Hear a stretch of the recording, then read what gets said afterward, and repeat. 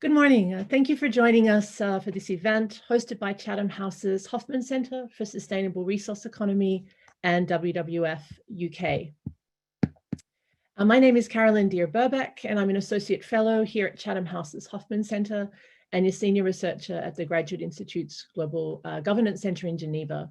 So today we're joined by a fantastic set of speakers to discuss what a forward-looking international agenda on environmental sustainability can look like in 2021 and the opportunities for UK leadership. So stepping back, we're here today for three reasons. First, because of the scale of urgent environmental crises we face on climate, on nature, and pollution. Across the world, there's pressure on governments and business to deliver an ambitious and rapid economic transition towards a greener global economy. We know that business as usual is not enough. And second, we're here because in 2021, the UK will be forging its own independent path on international trade. It's a vital moment to reflect on the purpose of the UK's international trade strategy and policy and new directions. And third, we're also here to grapple with the trade and environment intersection because there's great interest within the UK and beyond in how the government will grapple with the challenge of ensuring that trade and trade policy are aligned and support environmental ambition, both at home and abroad. And with international trade representing 60% of global GDP, it's inevitable that there are linkages between international trade and environment and sustainable development goals. So today we have over 200 people joining this event from a diversity of stakeholder groups, from government departments in the UK and also government officials abroad. So it highlights just how strong the interest is in a positive agenda for how trade and trade policy can better support environmental sustainable production at home and abroad. Just as to set the context in today's event, our goal is not to deep dive into many of the very important but technical details of specific trade policy options.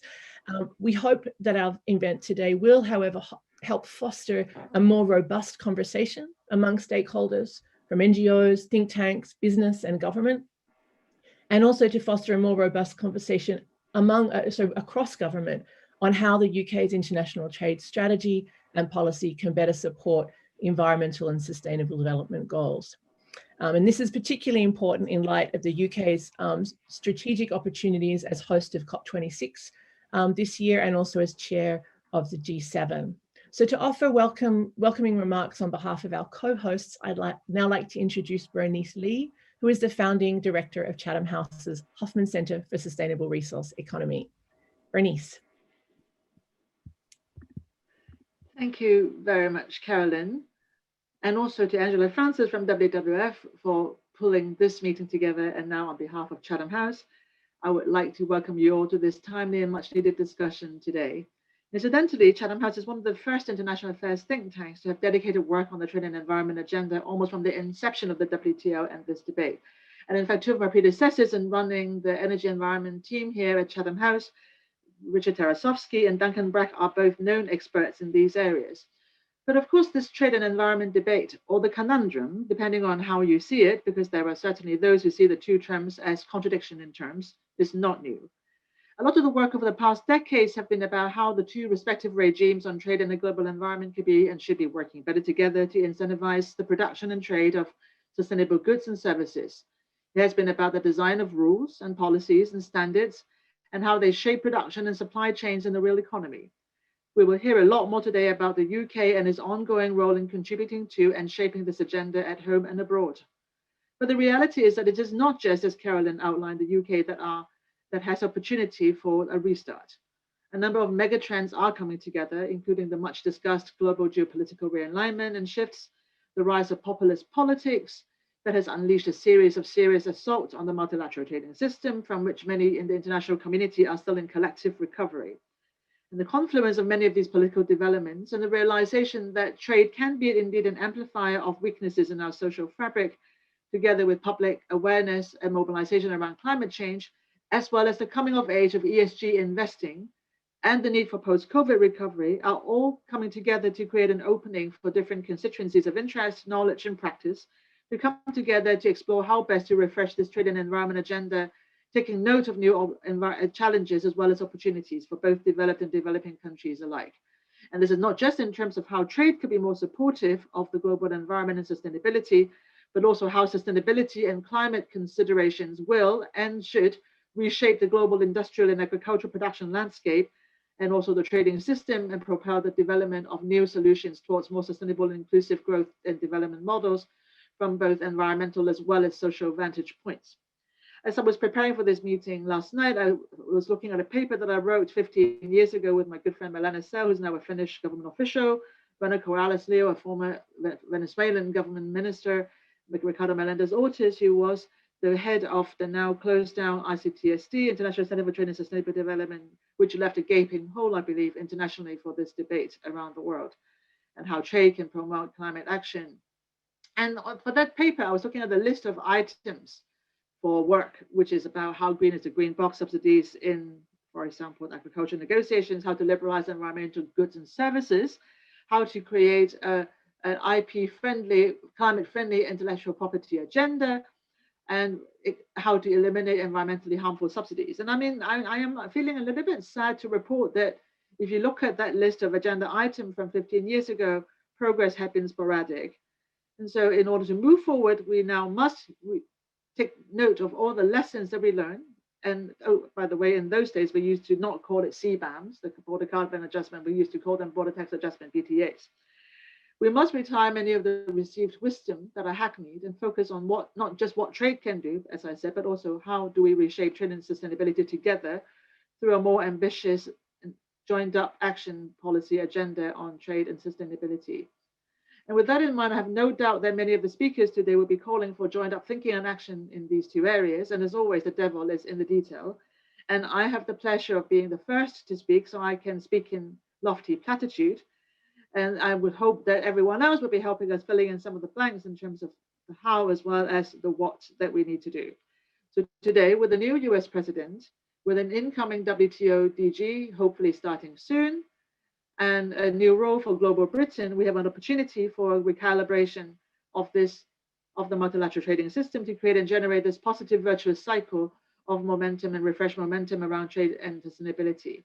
And now, with great pleasure, I would like to pass the baton to the most brilliant Tanya Steele, the CEO of WWF UK, for her opening remarks as one of our co-hosts today. Thank you. Many thanks, Bernice. I'm not sure I entirely deserve that welcome, but thank you and welcome everyone. I'd also like to extend my thanks to our keynote speakers who'll be joining us shortly, Pamela Coke-Hamilton and Minister Greg Hands for joining us today, as well as our really very distinguished panellists who I know will be contributing to the debate and indeed the breadth of the debate that Bernice has just really outlined for us. WWF is really pleased to be co-hosting this event with Chatham House, not least as this is an organisation that has been shaping international policy debate for a century and is expert at bringing really very diverse voices together.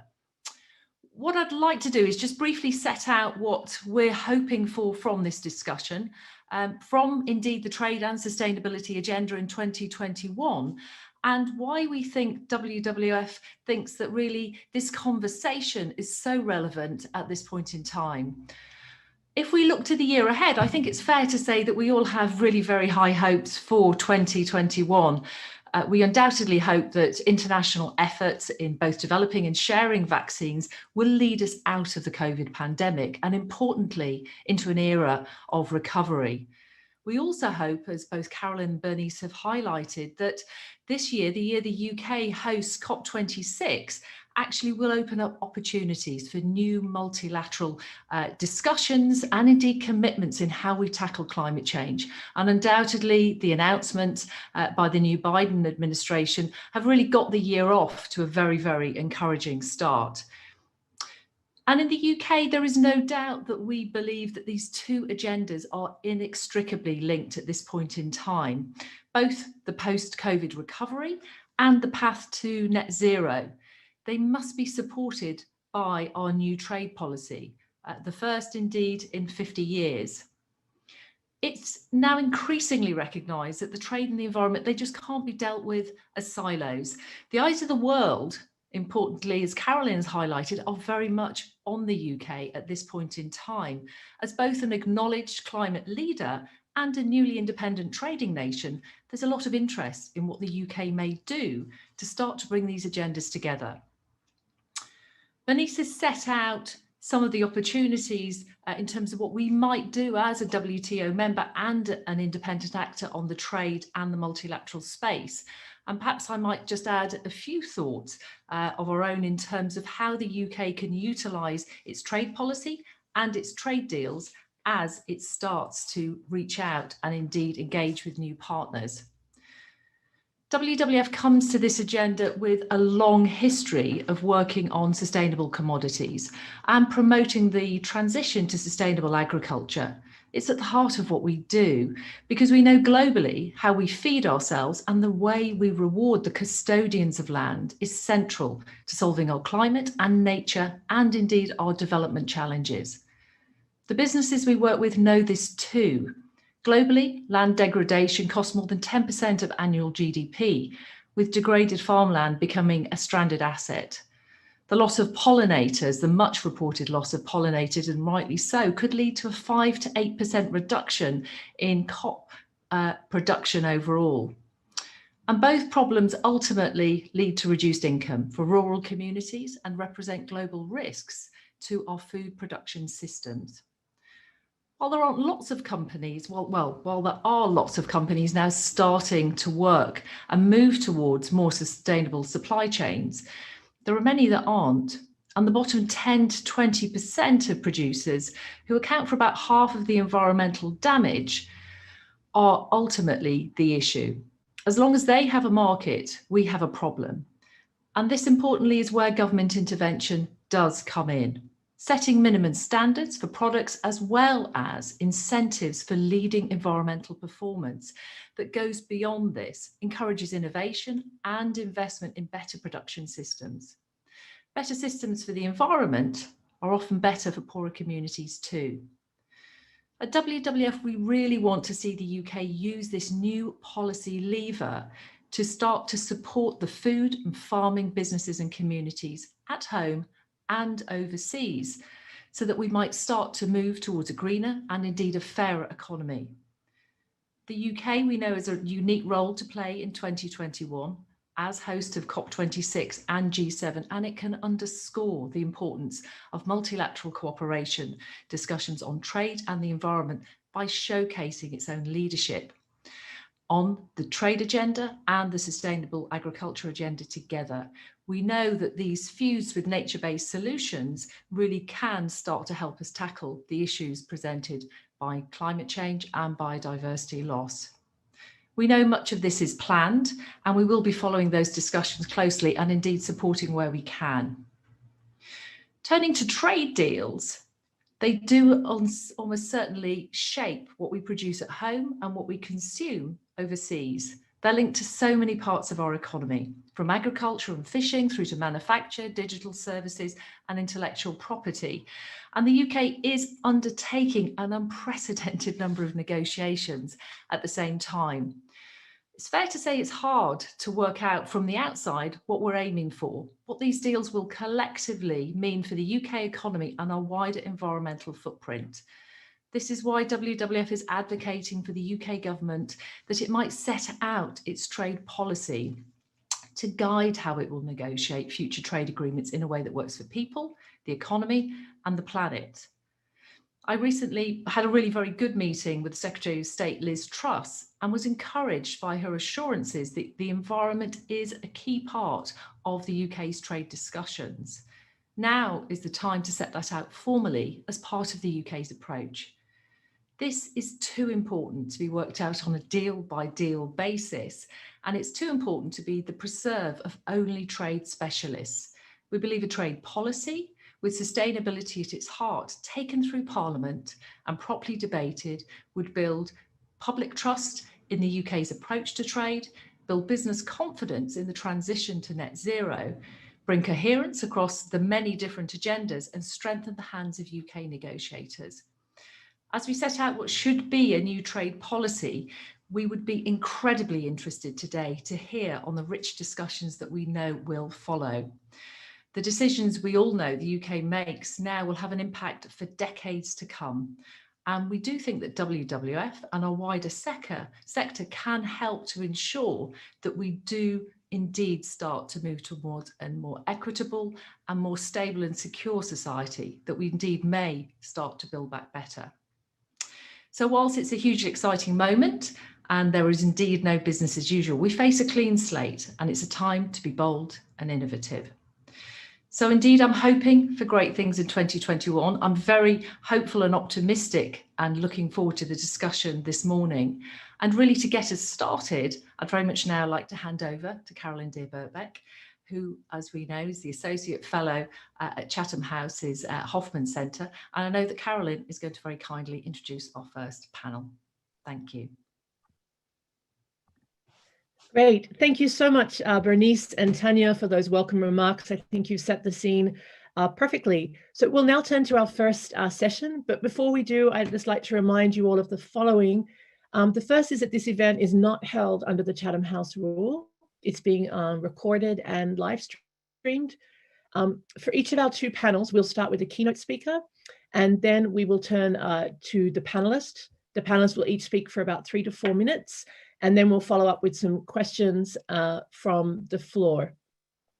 Please enter any questions you have for our panels today in the Q&A box at the bottom of your screen.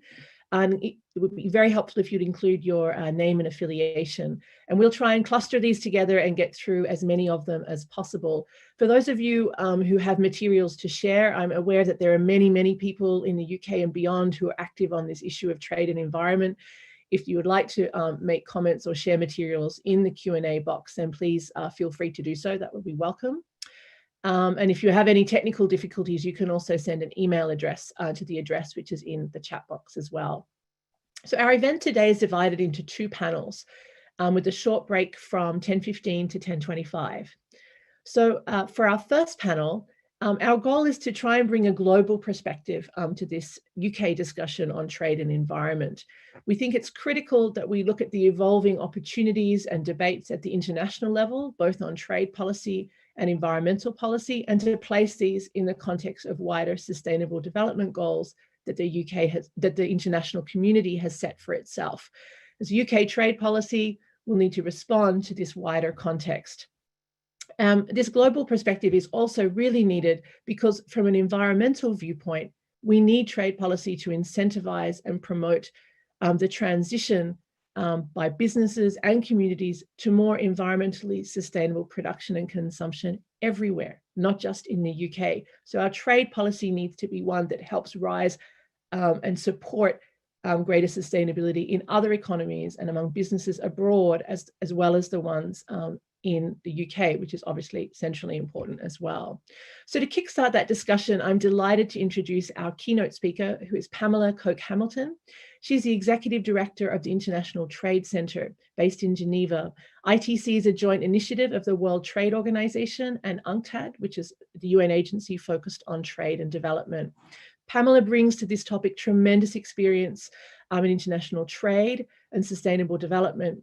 She has long expertise in the trade challenges facing developing countries and especially their business sector, and is really a dynamic force in support of efforts to support greater environmental sustainability in trade in ways that support developing countries as well. So Pamela, you have the floor. Thank you so much, Carolyn. I'm very honored to be here. So let me just begin by saying, you know, I'm Madam Chair, ministers, colleagues, ladies and gentlemen. I wish to extend my gratitude to Chatham House for the invitation to join you for this extremely important and timely discussion. For a second year, the COVID pandemic remains with us, but we can at least see light at the end of the tunnel. The climate crisis has never left us, and all signs point to an explosion of new challenges, as notwithstanding the respite in greenhouse gas emissions, travel and transport-related environmental impacts, and the much highlighted pause that we were forced to take, all experts expect that when the pandemic is behind us, there will be an acceleration of economic and human activity that will continue to destabilize our ecological balance. But the only time too late to look at mitigation solutions and identify champions on sustainability is tomorrow. Today, right now, we still have an opportunity to reposition and yes, to use the development community word of 2020 to pivot. The UK can be that champion, as it has always been a champion of global issues that require global solutions. The modern United Kingdom has been at the forefront of the debate on indivisible human rights, the rights of women and girls, an open and transparent multilateral system, of pushing aid for trade as a mechanism to bring vulnerable economies into the multilateral trading system. And in 2021, this will very much extend to placing environmental issues back on the global agenda. According to a report prepared by the OECD for the G7, the world lost between 20 trillion annually between 1997 and 2011 due to biodiversity loss. The Global Center on Adaptation reports that the world will need to invest $1.8 trillion by 2030 to avoid a worst-case climate scenario. Rising sea levels threaten millions who live in coastal communities. Some communities we have lost already. When it comes to climate change, it is clear that a rising tide does not raise all boats. The longer the world takes to act, the higher these costs become, and the cost of inaction is one that we cannot afford. But we know this. Headlines around the world have called for a great reset. We have heard that we can't continue the way we were before, that the new normal must look different, that we must ensure that the path to recovery is resilient. Just this week, the UN Secretary General called for developed countries and multilateral development banks to make a commitment to direct 50% of their climate finance to adaptation and resilience, and to do this by the time we're all hopefully on UK soil for COP26. We all support the intentions behind this, but ultimately it boils down to a simple phrase by Albert Einstein. We cannot solve our problems with the same thinking we used when we created them. And this is true. Together, each and every economy has a role to play in the global recovery and rethinking, but enough thinking and more action.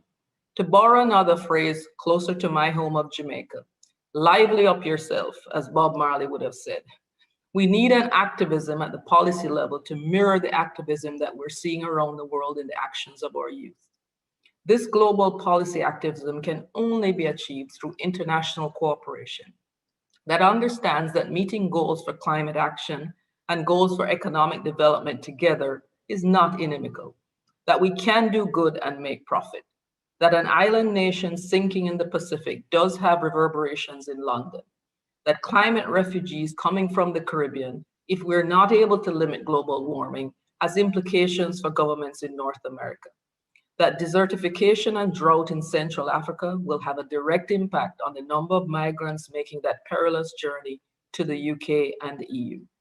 The UK has been one of those countries most adept at understanding and showcasing the concept of trade and. Here, the UK must lead the charge and build a coalition that truly delivers on the promise of trade and sustainability.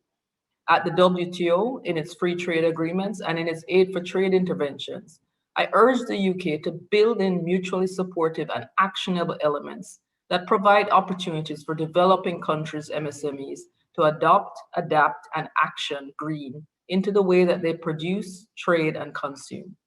We must recognize the power and the impact that MSMEs can have in the climate fight. ITC is doing this both internally and externally. Every project in ITC has sustainability, gender, and youth mainstreamed within it. And externally, we're in the process of launching our Green to Compete strategy, which seeks to place environmental sustainability at the heart of enterprise competitiveness. We are open for green business and we're open for partnerships. The UK is forming a trade identity fit for its future. The UK is a heavyweight of international trade.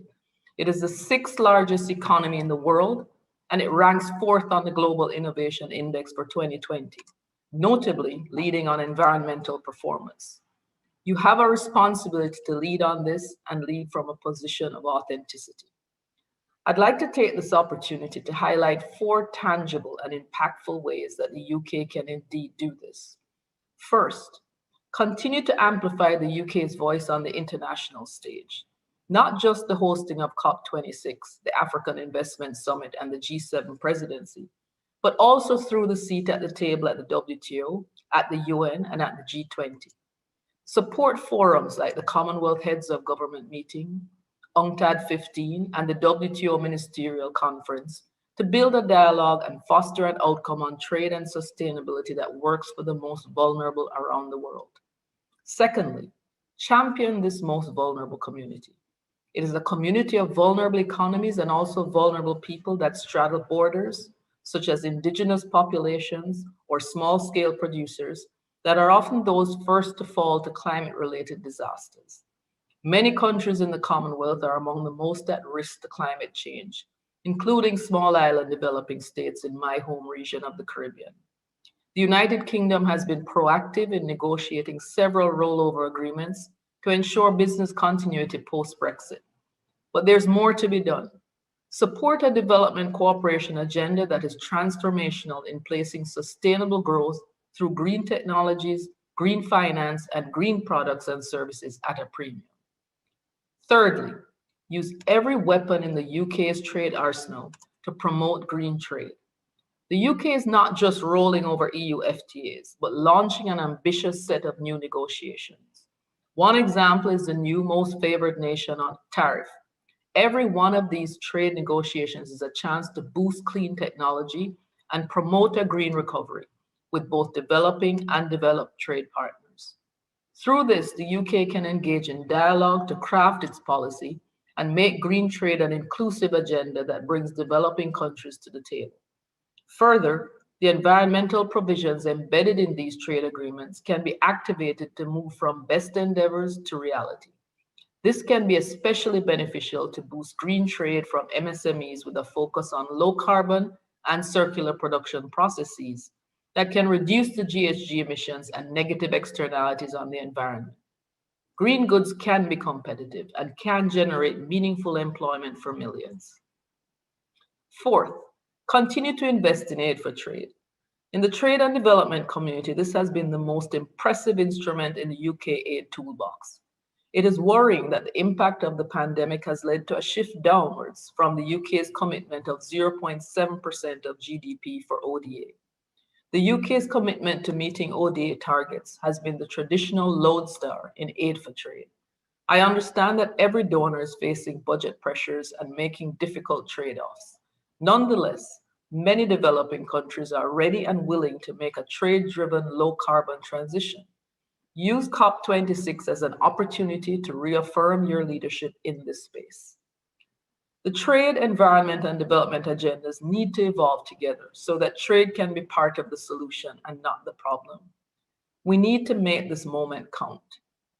Recent surveys show that the British people do support these actions.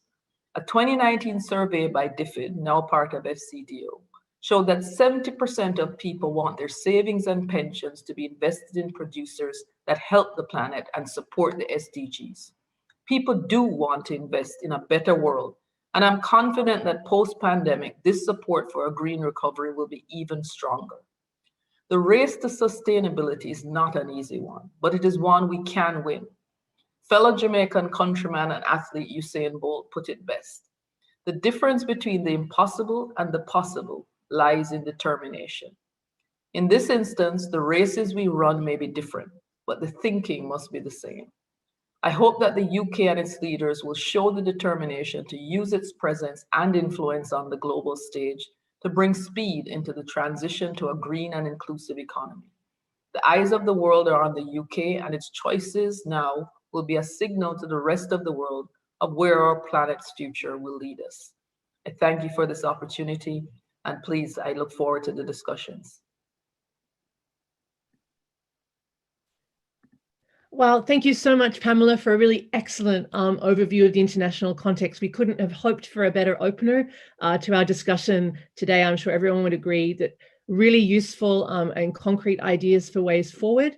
I think this concept of a trade identity that's fit for the UK's future is a really central one for today, and also the responsibility to lead. And also you've underlined the opportunities for the UK to be an activist in this space, as you say, to match the enthusiasm that there is out there for moving forward on these issues. I just think it's really important also that you underlined that developing countries are on the front line of these environmental impacts, and they understand the need to act. So we need to try and create a trading system that enables them and incentivizes them to do so. So congratulations also on your new Green to Compete initiative. That sounds like a really positive development. So I will turn now to our panel, and hopefully they can provide some more ideas to build on your notion of a UK coalition building role in support of trade and environment, particularly on trade and climate. So I'd now like to introduce our panelists for panel one. Just before doing that, so thank you again, Pamela, for your remarks on behalf of all of us. So I just turn to our panelists, each of whom have 4 minutes to focus our minds on the key priorities and challenges. So we're going to start with James Cameron, who is the Senior Advisor at Pollination and an Executive Fellow at Yale University. He has a long history of engagement on trade, environment, and climate issues with many different hats. But I would just like to underline that he was really one of the first leading actors on this intersection of trade, environment, and trying to bring developing countries also into our view of how we see these issues and how we build a greener global economy.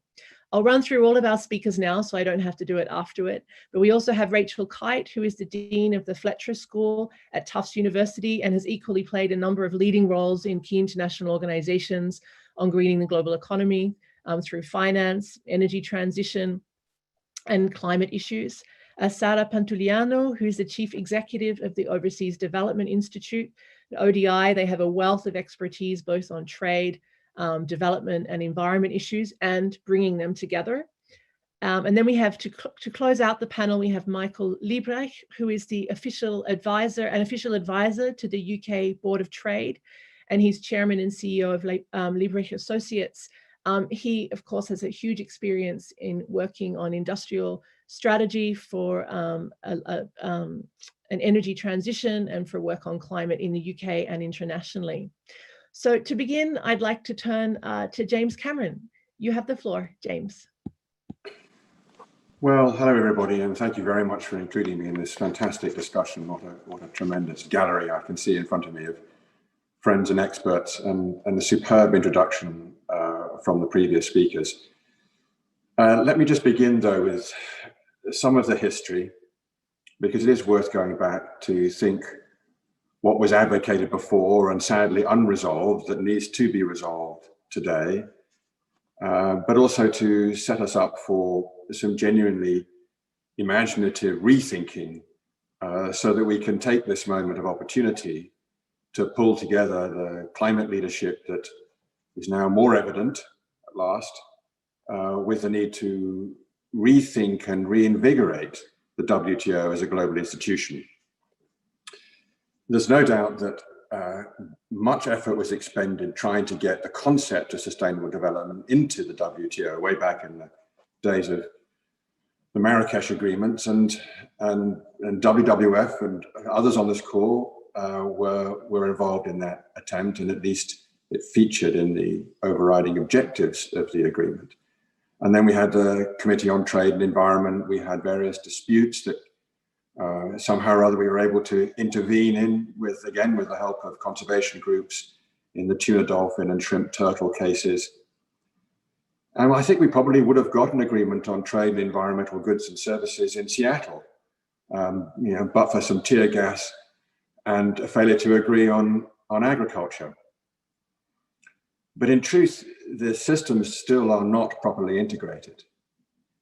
And the idea, the strong and, to my mind, very compelling idea that trade can serve sustainable development and the trade disciplines can be useful at delivering in practice, in the real economy, sustainable development, that promise is still unfulfilled. And as others have said before me, we do have an opportunity, and I would say an obligation, at this particular moment when we're asking governments to come to COP26 with raised ambition and a renewed determination to make policy within their own national jurisdictions, but sometimes also collaboratively, to deliver on emission reductions and to create a safer space for their citizens to grow into the future, is that the trade system needs to be supportive of that and needs to actively channel the investment into those solutions, actively prepares a way for those policies to be adequately implemented. And when we do that, we don't need to belittle the value of properly regulated, liberalized trade. It's not just a question of economic efficiency. Trade, as Tom Paine would have told us in the late 18th century, is a way of distributing power. It's a way of making those who have power accountable. It's a way of distributing learning. It's just as much about cooperation between human beings when they do commerce as it is about competition. And those values need to be celebrated, not mocked, even if currently we can accept that it's too often the case that trade and investment agreements are used to chill environmental regulation, are used to create disputes that make it harder for governments to do what is necessary to reduce greenhouse gas emissions at a speed that is required.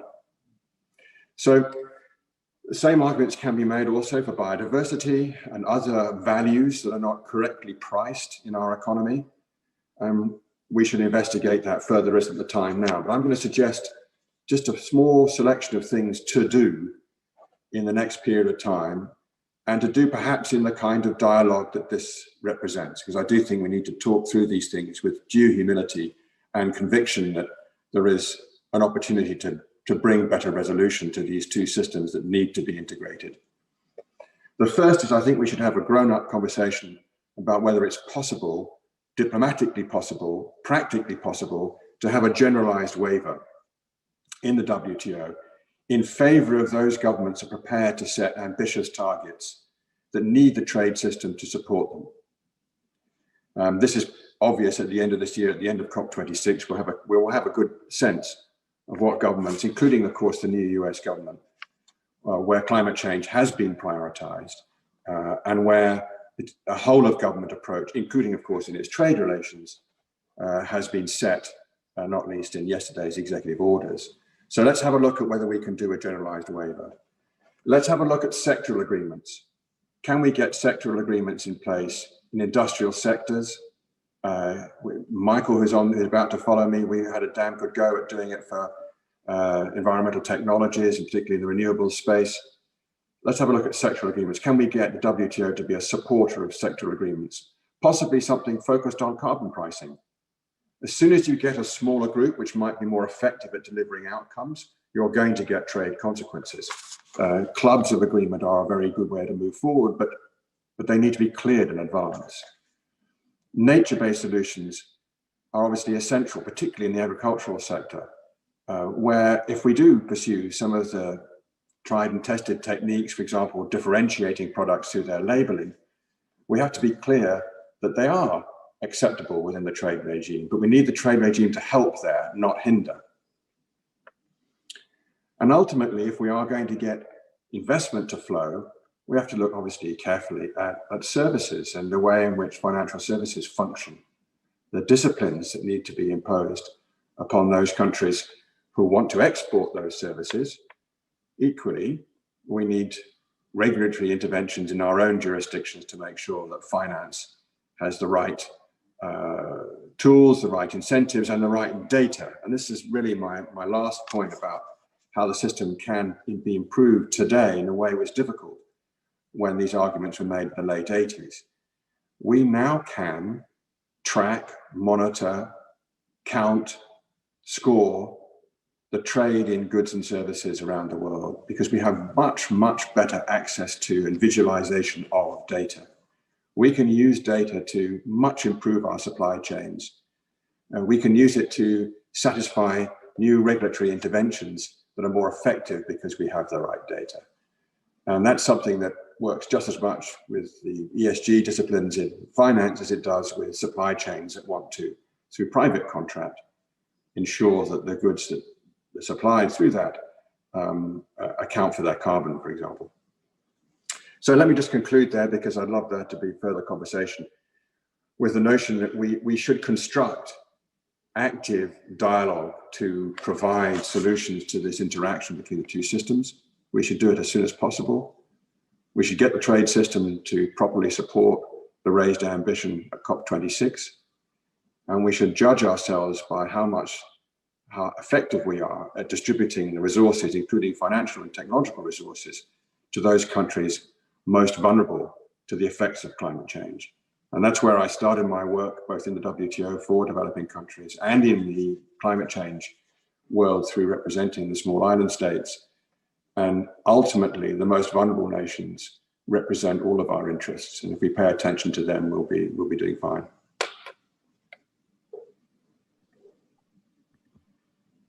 Great, thank you very much, James, for those comments. I really appreciated the focus on climate and trade, and also that you took up Pamela's theme around vulnerability and climate impacts, because of course, when we step out of the trade space and into the climate space, this whole challenge of how we build cooperation around climate action is really critical, and they're making sure that we are looking for ways to support developing countries is particularly critical.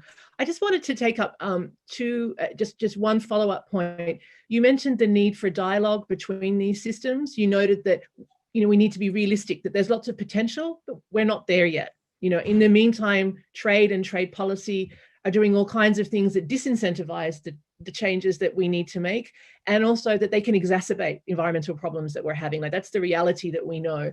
So the question for me, for you, just a follow-up, is in 2021, what could we do, in the activist sense? What are our next steps to drive some of these recommendations you have forward, either at COP26 or in the trade space?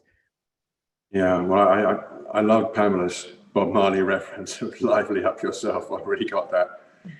But I also think that there's a chance.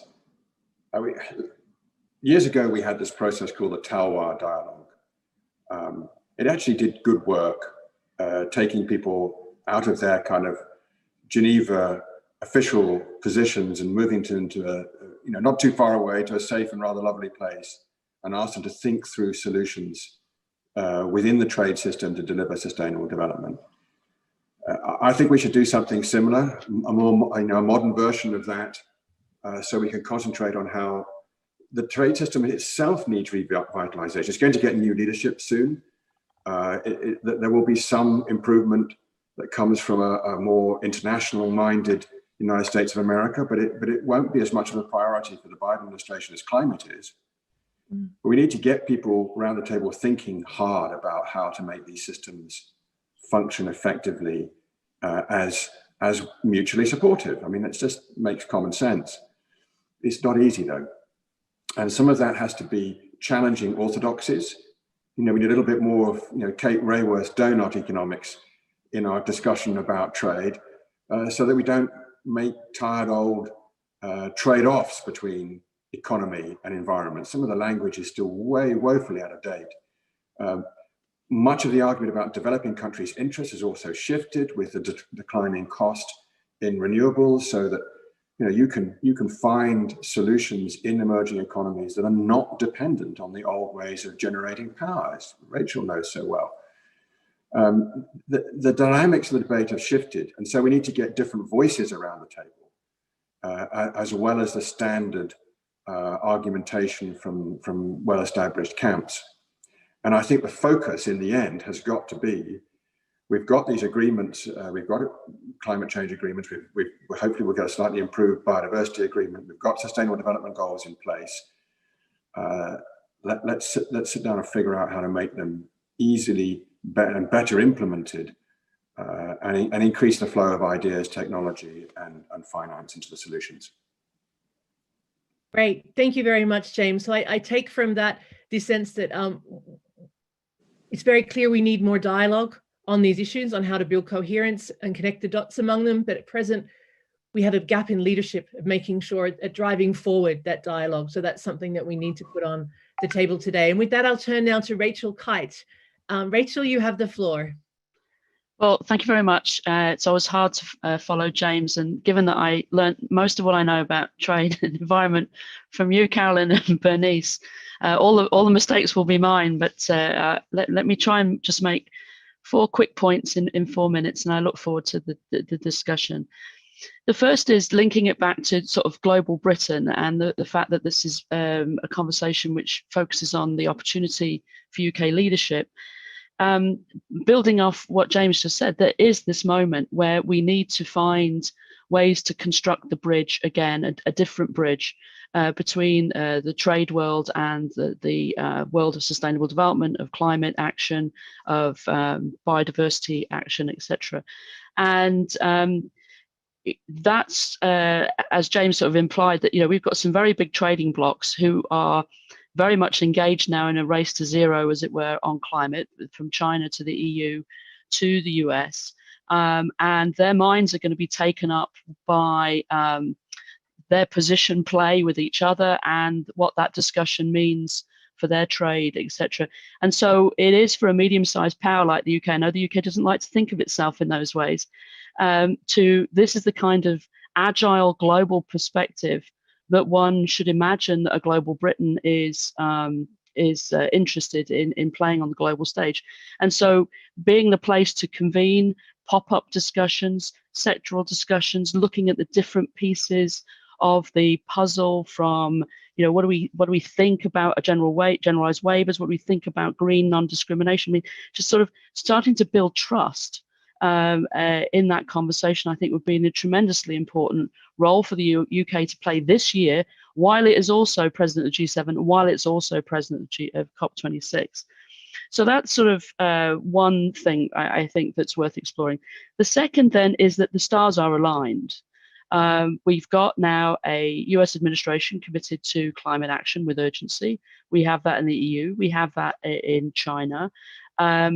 We have a global crisis, not just the pandemic and its economic impacts, but the indebtedness that has come with that.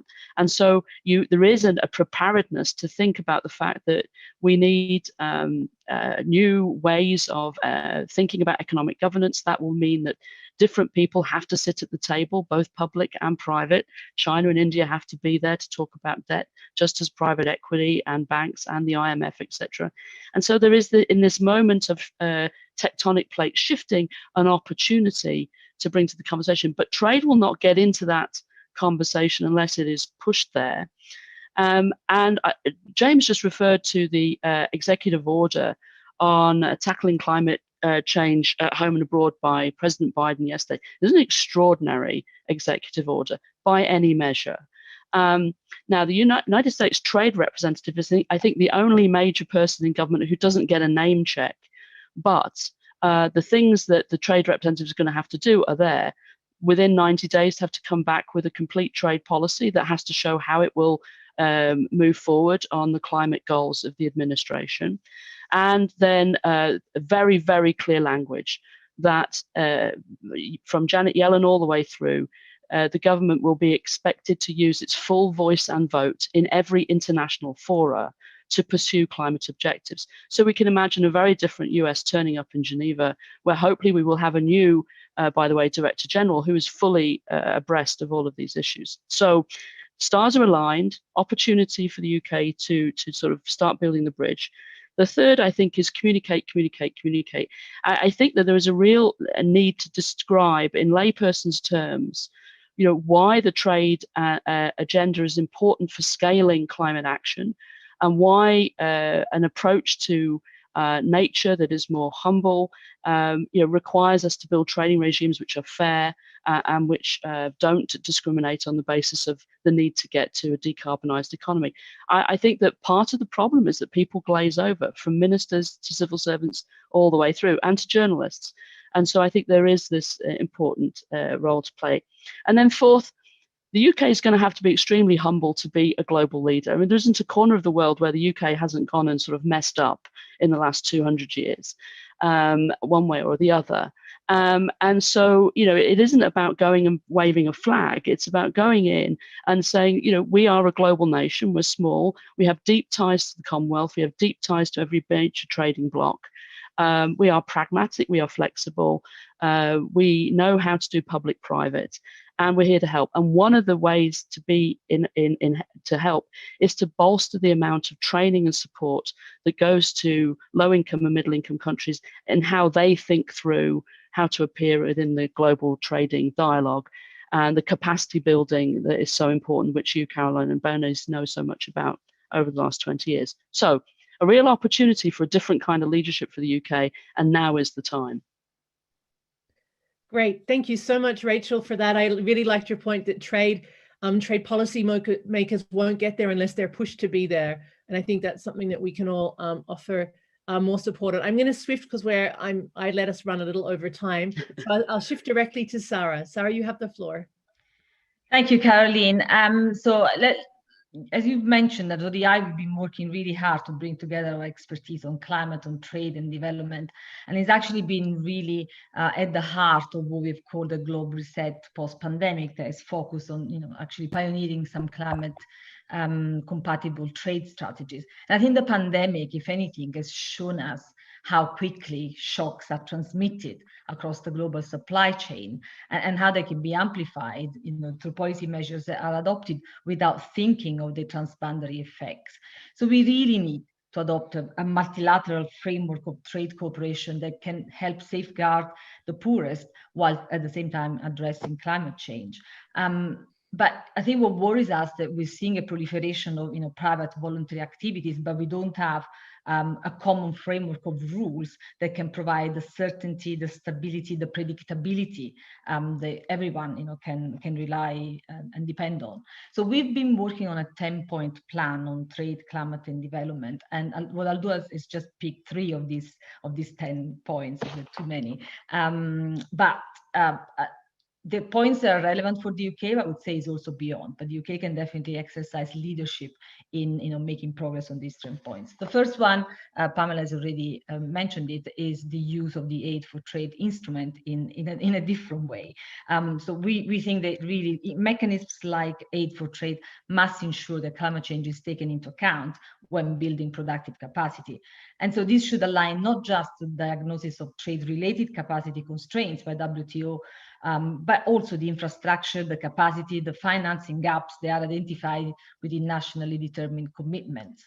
And we see that there is a continual lack of clarity on how the mechanism interacts with climate finance, which then means that additional finance to boost trade and to reduce vulnerabilities is not leveraged. So we need a new mechanism and closer cooperation, including at different institutional levels. And I think this is important, particularly because low-income countries must counter border carbon adjustment measures that are being introduced, which will have ripple effects across the supply chains, and that includes also towards low-income countries that export commodities, because even if they're not directly targeted, they can be affected as suppliers to targeted large developed countries. The second point is around standards and carbon labeling. And so we are recommending that WTO discussions should really advance the design of a common reference on carbon labeling and standards, and tie this to conversations around about carbon markets that are taking place with the UNFCCC negotiations. Why is this important? Because too often voluntary initiatives or flawed carbon accounting can actually damage trade prospects for low-income countries and don't yield the climate benefits that they purport to be promoting. One example, Kenya grows green beans under the sun in a very low carbon way, but its growers have been affected in the past by the little airplane labels that are added to packaging by certain retailers. So despite the fact that there's a lower carbon footprint than local produce, it is disadvantaged by the labeling. So we need robust and fair carbon labeling, particularly once the EU implements its border carbon adjustments. And I think the UK needs also to clarify its position towards this border carbon adjustments, which remains a bit ambiguous. And we must avoid a proliferation of standards. So we need a common monitoring, reporting, and verification mechanism. The last point is around transparency. There will be effects on trade of actions taken to comply with UNFCCC commitments. So we need transparency and accountability within WTO, vis-a-vis emission reductions and competitiveness effects. And this can be addressed actually by including climate within trade policy review mechanisms. In fact, one of the many overhangs of the unconcluded talk around includes clarity over how reporting under the UNFCCC will interact with the WTO. So perhaps that's something that the new WTO DG can revitalize. And there are also some signs that we see. Generally, in international trade cooperation, we are heading towards more stringency of standards to support environmental objectives, like with the agreement on climate change, trade and sustainability negotiations. That actually brings together high, middle, and low-income countries. But we see commitments to address environmental issues through voluntary standards. But there is no specific mention of working towards a common carbon standard or carbon markets. And perhaps we need to aim for a more ambitious plurilateral at COP26. So just to conclude, I think it's really important that international trade cooperation is protected. It has been pivotal to support the poorest countries, to integrate into global supply chains. So we must find a way to to keep global trade open while protecting environmental objectives. We've got many more points on technology and transportation, but I'll stop here and perhaps we can pick some in the discussion. Great, thank you so much, Sarah. Really substantive contribution and lots of really concrete issues that warrant much more discussion and attention going forward. So thank you very much for that. I'm going to turn directly now to Michael. Michael, you've worked a great deal with industry and companies in the UK and abroad to try and promote the kind of transition. So we look forward to your views on how trade policy can help. Thank you very much. And let me first say, my main job here today is actually to listen, because there's so much sort of wealth of knowledge, and just starting with Pamela's keynote, I was making notes furiously.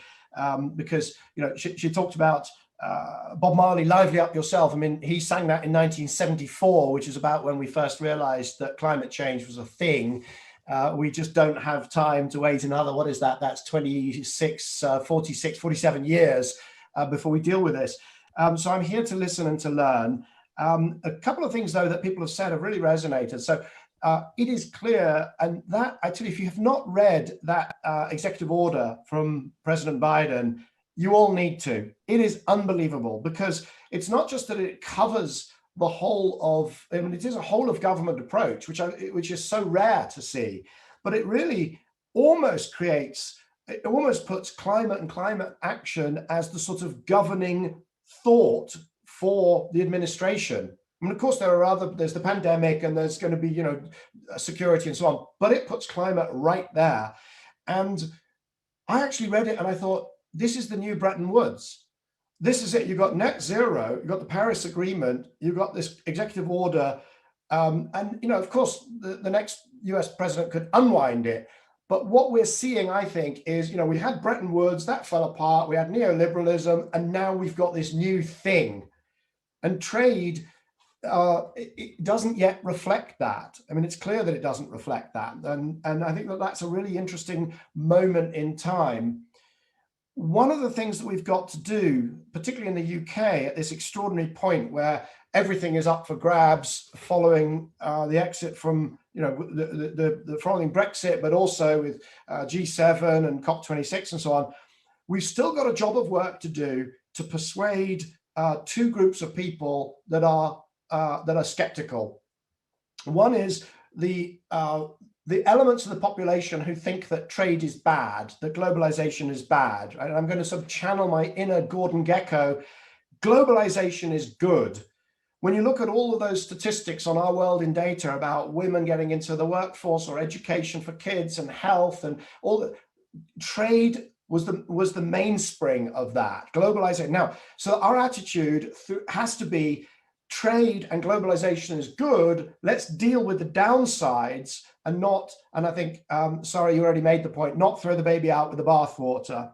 But the second group is, and they're very ascendant and very powerful, particularly in this government, those who think that all trade is good, unfettered trade is better, and libertarianism would be the right approach. We've got planetary boundaries. And we have to win the argument that they need to be respected in trade as well. And allied to that, argument, we've got to win the argument in the UK that a world dealing with planetary boundaries and moving towards, and integrating, going to net zero globally, that's not a threatening environment for the UK. That's a fantastic environment for the UK, right? Because we're really good at a lot of the things that we'll need, everything from the technologies to the services, very important to include services, to the finance, to the network, the Commonwealth relationships, and other relationships that we've got. Everybody needs to see that this world where we take into account planetary boundaries is great for the UK, because then they'll lean in and think, okay, well, how can we do this? How can we do that? But we're not going to push back on green and try to trade in, whatever, even if it's damaging for to participants in global trade or to the planet itself. So 3 things as I interact with the Board of Trade, 3 things that I have been we've only had one formal meeting, but there's some reports and drafts knocking around. 3 things that in addition to that, those sort of conditioning views that I try to inject into the process. One is free trade in environmental goods and services. All of the supply chains to solve all these problems need to be global. Skills, technologies, talent, finance makes this stuff cheap, and we need to make it free. We need free trade in those things, including the services, vitally important. Second thing, carbon border adjustments. They scare me and they excite me.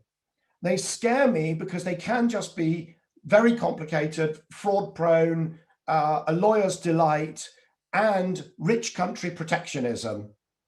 They excite me because if they're done right, they will enable us to decarbonize, particularly some of the harder to abate sectors, glass, ceramics, steel, and so on. I've actually drafted 7 principles for good carbon border adjustments. I'm a bit embarrassed because I'm not a trade person, but if there's excitement and interest, I will publish those if anybody wants to have a look at those. The third thing is get the WTO and the world system to engage in a race to the top, whatever that takes. And that includes things like aid for trade, because ideally, we wouldn't need a carbon border adjustment to protect our green steel.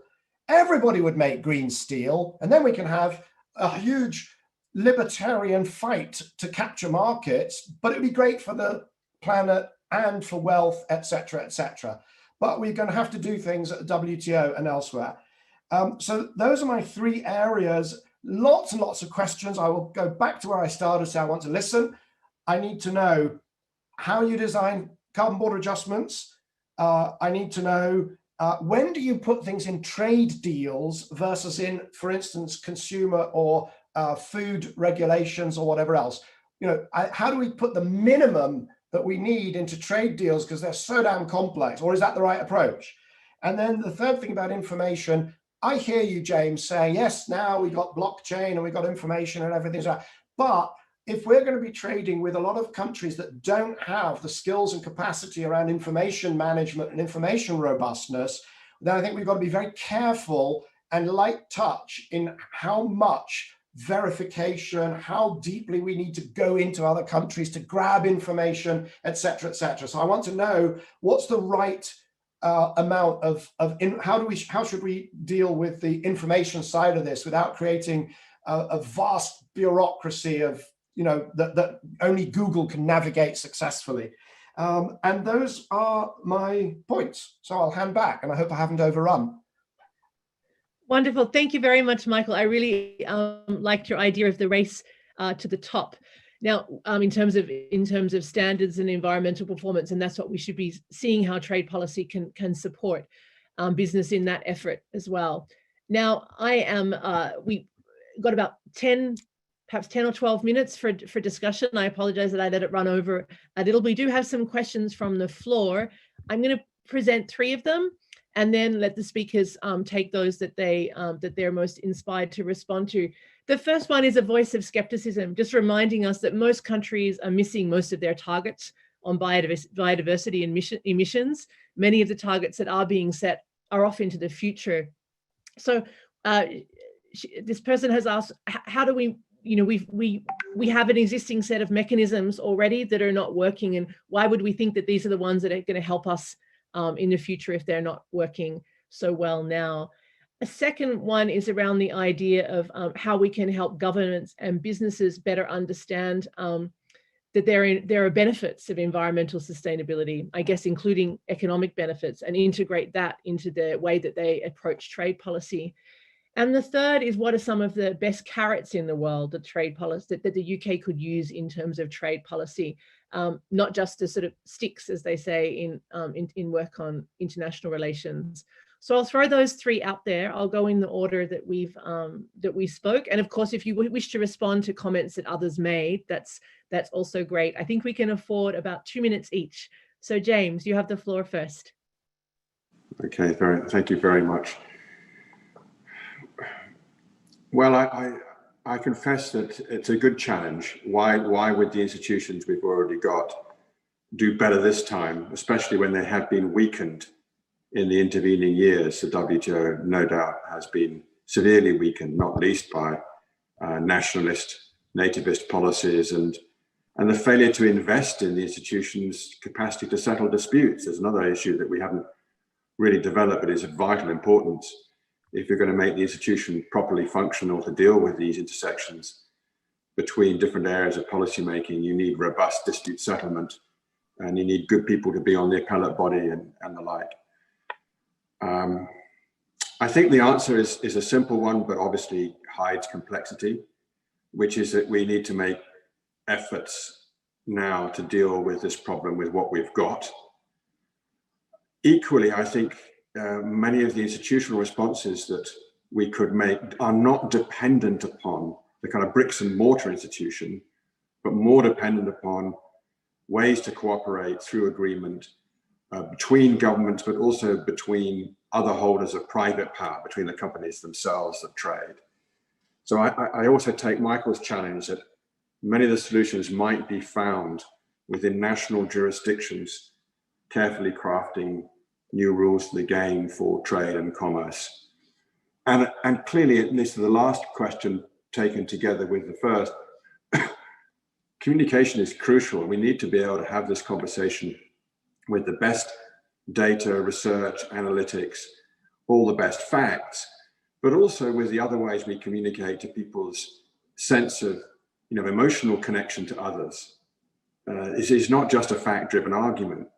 The desire to keep connected, to be able to trade freely, to engage with others in another part of the world is very strong. And at the moment, that's challenged by the COVID crisis, but equally, it contains with it the seeds of a greater potential, I think, for cooperation between peoples around the world. And that kind of intangible but powerful force that binds us needs expression. And it isn't just about rulemaking. It's something harder to explain, but it's about consciousness. So I think those two elements, I'll leave it there because there's obviously not much time. But I hope there are things that we can come back to in structured dialogues like this over the next period of time. Yes, indeed. I'm also very struck from some of the notes in the comments. There are some organizations sharing the resources that they have, very concrete proposals and reviews of existing trade agreements, how they could be greened, the challenges that are in them, and existing approaches. So I really encourage people to look at those too. Just to emphasize that there's surely a need for more structured and detailed discussion around some of these issues. So Rachel, you have the floor.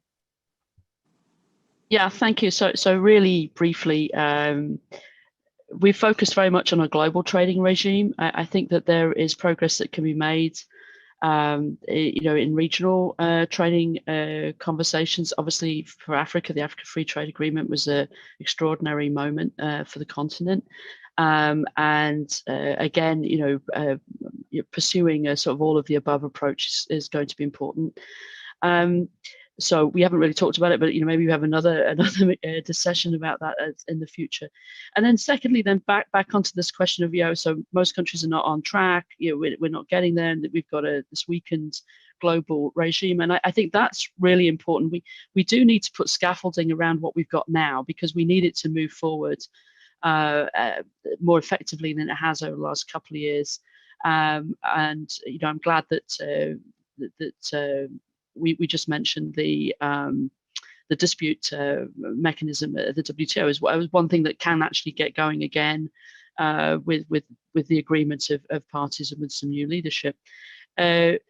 But while we're doing that, I do think we do have to do sort of deep redesign work, because the trading regime is going to have to work not just for the greening of the economy, but for the fairness and the equality that we need to see within economies and between economies. The lack of equality or the rising amount of inequality is the corrosion that's undermining growth and development. And we knew that before COVID hit, and what COVID has done is simply rip the Band-Aid off how bad things are. And so, that communication of what is a trading regime that actually can support economies to move forward is really important, and that has to be sort of then part of this this redesign. And so I think that fairness and greenness coming together will be important. And as each country is trying to sort of stumble its own way through its recovery, and you're seeing a different conversation around onshoring in all parts of the world, how you make this work and not have trade be sort of falsely accused of things that it isn't responsible for, but also building a trading regime that does work. I think it's important. And then I have to say that the Secretary General, who I still work closely with, talks about solidarity. And I think if he talked about solidarity a year ago, there would be a lot of eye rolling going on. But we have to tap back into the solidarity that we need to do well. And one thing we've learned from the pandemic is if you want to help yourself, you have to help somebody else first, because you can't self-isolate. And you can't self-isolate. There's no autarky in a green and fairer recovery. And I think that we need leaders who are not embarrassed to sort of try to improve these multilateral institutions so that they reflect better the values that we have at this point in our history. Great, thank you so much, Rachel, and again for bringing us back to the point that Pamela made about the COVID context, and also this search for a green recovery, the wider search for a green recovery and the role of trade in that, or I should say a green and just recovery, which is something I think in the context of discussions about vaccines, we're going to see more and more concern on the international stage around how we think properly about fairness and solidarity. So with that, I turn to Sarah and then Michael, and I promise our host that I will be done in 5 minutes. So we still have our pause. Thank you, Sarah. Super briefly, I think that is, also cause of optimism. Some we've heard, already in terms of some of the alignments politically that we're seeing globally, but also by, commitments that are increasing. We just heard, Xi Jinping at Davos recommitting, China to Paris, quite unequivocally, but, generally a push at the policy level from, countries. We see that very strongly, obviously, from the small states, island states, but also low-income countries that are pushing really for a rethinking of the agenda together with developed economies. I see a lot of vibrancy in the private sector space, actually more than among states. And it's interesting, again, some of the conversations that are happening, to the Davos agenda, to see the WEF International Business Council ESG disclosure frameworks is actually making progress, and it's brought some common metrics for company disclosure, which I think will allow some greater consistency and comparability, to sustainability reporting. And we need to leverage, what's happening in the private space to push that, what did Pamela call it, this policy activism that we also need at the level of states. And the UK can play a role, in leading on that. It can really play its role on the WTO, in a more in a more ambitious manner, but also be clearer about its priorities. I think there is an element of matching words with deeds at the moment, in covering some of the ambiguity that we still see, particularly around fossil fuel subsidies, but even around some of the environmental ambitions, that as it leaves the EU may seem to be slipping, particularly around biodiversity and plastics. But to be fair to the UK, I think it's also important to commend it for having not going down the punitive route around the carbon border adjustment mechanism. And whilst it needs to clarify that, it will ensure to ensure this level playing field, can support the shifts in production both at home and abroad in a different way. And that's a big question for COP26. Let's see if we can, use its leadership at COP26 to really open that discussion more transparently.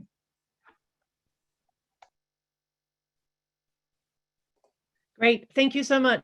Now, Michael, I'm very sorry, but I'm going to have to give you less than a minute so I can wrap up for our next panel. So you have the floor quickly.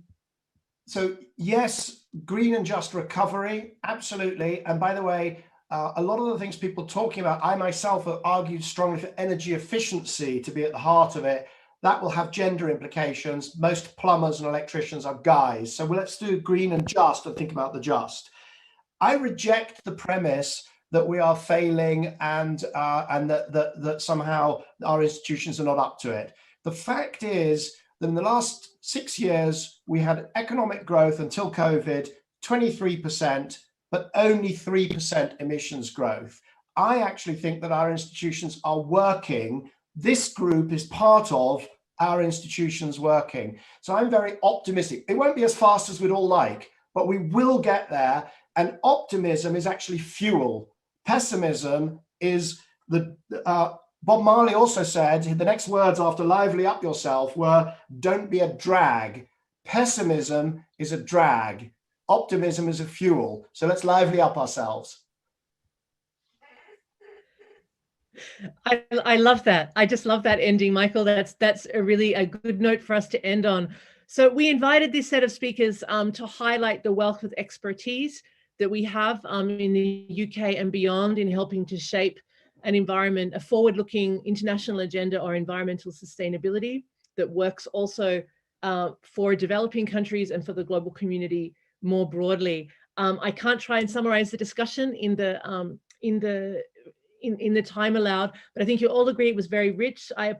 We had many more questions that we could have touched on, but I think in an hour it's not possible. But what we will do is in discussion with our host, work out how we can take some of these kinds of processes forward so that we keep this kind of engagement and discussion alive, both among stakeholders and with government. So with this, I'll bring our first panel to a close with a huge thanks to all of our speakers for this first half, for joining the first half of this event. We'll pause now for a 5-minute coffee break. Please leave your Zoom running and return for the second half of the meeting, which will start in about at 10:25, where you'll be in the excellent hands of Angela Francis, who's the Chief Advisor on Economics and Economic Development at WWF UK. So thank you again. I will just clap myself for our wonderful panelists, and thank you all for a very inspiring and forward-looking discussion. Thank you.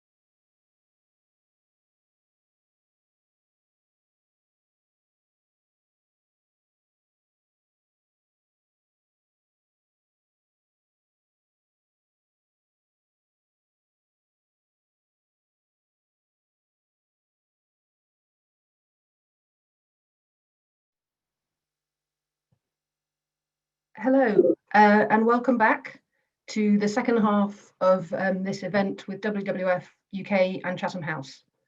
I hope you can all hear me. We heard in the first session about the conversation that's underway internationally on trade and environmental sustainability. And it's really clear that rebuilding international trade system requires us to show the positive contribution trade policy can make to our collective journey towards green and inclusive economies. In this session, we're going to turn to what that means for the UK. The UK has a desire, it has the policy framework and the record from which to start to exert leadership on the global stage, including on environmental sustainability and sustainable development. And as a newly independent trade player in the trade policy space, there's lots of interest to see what we do with this new lever. There's a home dimension to this, improving environmental performance of the producers at home as we meet our net zero path requires us to align trade policy to ensure that that policy is effective and we don't put local producers at a competitive disadvantage that just leads to offshoring. And there's an overseas dimension. We're an open trading nation in the UK and we want to export what we do best and import what others do best. And that best now includes a definition of what is sustainable production. So we want UK trade policy to provide the market and incentive for those who are innovating in new production systems that work for climate and nature. And that's an important signal for us to send to the world. I think it's fair to say at the start of this event that people are watching every new announcement that comes out of the UK government very closely to divine the direction we're going and how the UK is going to deliver on its environmental goals post-Brexit. And trade policy is a part of that. And we've had some good news in the recent Green 100 reduction in global tariffs for environmental goods and services, but there's lots more to do. And we're looking forward to hearing how DIT, working with other departments, are thinking about that, the contribution that UK trade policy can make to bringing the trade and sustainability agendas together. So with that in mind, we are delighted that the Minister of State for Trade Policy, Right Honourable Greg Hands MP, could join us to open this discussion. And without further delay, Minister, I'll give you the floor. Well, thank you, Angela, and it's an honour and a privilege to be with you this morning. And good morning, everybody. I've been looking forward to this for a few weeks now, giving views on trade, the environment, and sustainability. And also with reference to the UK, what I see as the UK's global leadership in this space. So this is not a distant aspiration, but a present reality with both exciting and engaging opportunities ahead. Obviously, we meet as the world faces a health crisis that we haven't seen before in our lifetimes. And our recovery from COVID-19 will depend on scientific advice, sound public policy, and international cooperation, combined with free trade, open supply chains, and economic rejuvenation. We're going to build back better, and the steps to uphold environmental protection are an integral part of the measures we're taking to recover from COVID-19. Now, as you know, Angela, I was at the Department of International Trade at its inception back in July 2016, and have taken a keen interest in all of these policy areas in my 2 stints at the department so far. Now, just to try and debunk, do a bit of myth busting first of all. To some, free trade and the environment may not seem to be the most natural of bedfellows. This view assumes that economic growth and free trade leads to increased global consumption, the expansion of polluting international transportation, and the lengthening and complexifying of supply chains, all at the expense of our natural environment. That, if you like, is a myth that is often floats around.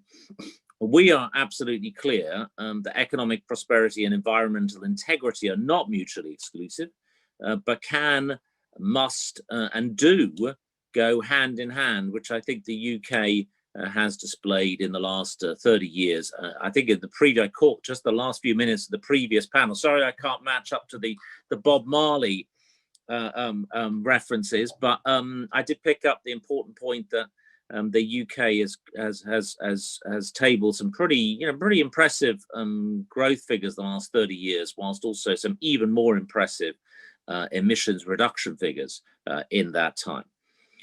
So international trade can be a prime move driver of global efficiency, green technological advancement, and domestic productivity, all of which can safeguard environmental protections and accelerate sustainable development rather than degrade or inhibit either. Furthermore, one must consider the alternative scenario in which, in a misplaced attempt to lower emissions in its own right, a country drastically reduced their trade and attempted to produce everything they needed domestically.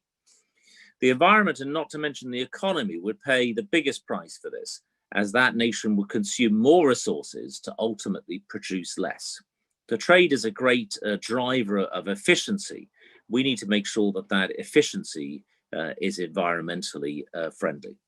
With this in mind, trade, rather than being a contrary or awkward competitor to environmental protection, can instead be an architect and driver in securing our environmental goals. Of course, ensuring that trade maximizes our environmental goals cannot be achieved by high rhetoric or lofty ambition alone. And that is why, as a newly independent nation, the UK, trading nation, the UK can step up to the international stage as global innovators, dependable and adaptable partners, and consistent champions of the environment. To illustrate this point, we can look no further than wind energy. The UK is already a global leader in offshore wind, in fact, possibly the global leader in offshore wind, boasting the largest installed capacity in the entire world.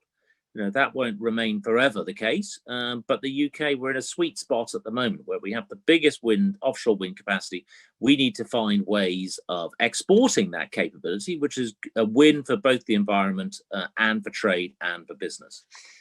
So we can build on this record by pioneering first mover opportunities to support low carbon energy and develop global hubs for wind energy, carbon capture, and other clean technologies of the present and future. We are further strengthened in this new position by existing multilateral environment agreements, including the Paris Climate Agreement, providing our free trade agenda with a clear framework which complements our environmental goals. And we have wasted no time in shaping this independent trade policy around our environmental priorities, reducing import tariffs, which you've already mentioned, Angela, on 104 environmental goods entering the UK. So the new UK global tariff we published last May, which lowers tariffs, simplifies tariffs, and greens the UK tariff compared to the common external tariff that we inherited from the European Union. So this helps to promote the deployment of renewable energy generation, energy efficiency, carbon capture, and the circular economy through recycling and reducing single-use plastics. The UK's value-generating and value-driven trade policy means that our values, which unequivocally includes commitment to high environmental standards, and that is a Conservative Party manifesto commitment of December 2019, you'll remember, no compromise on our high environmental standards, food safety, and animal welfare standards. So these standards can be protected and projected as we secure high-quality trade agreements with old friends and new partners around the world. We have been clear on this. The UK's outline approach to free trade agreements with the US, Japan, New Zealand, and Australia, all published last year, have committed to provisions to trade in low-carbon goods and services, supporting R&D and innovation in sectors such as offshore wind, smart energy systems, low-carbon advisory services, and energy from waste. They will also underpin international cooperation in research and development and reaffirms the UK's sovereign right to regulate in pursuit of net zero by 2050.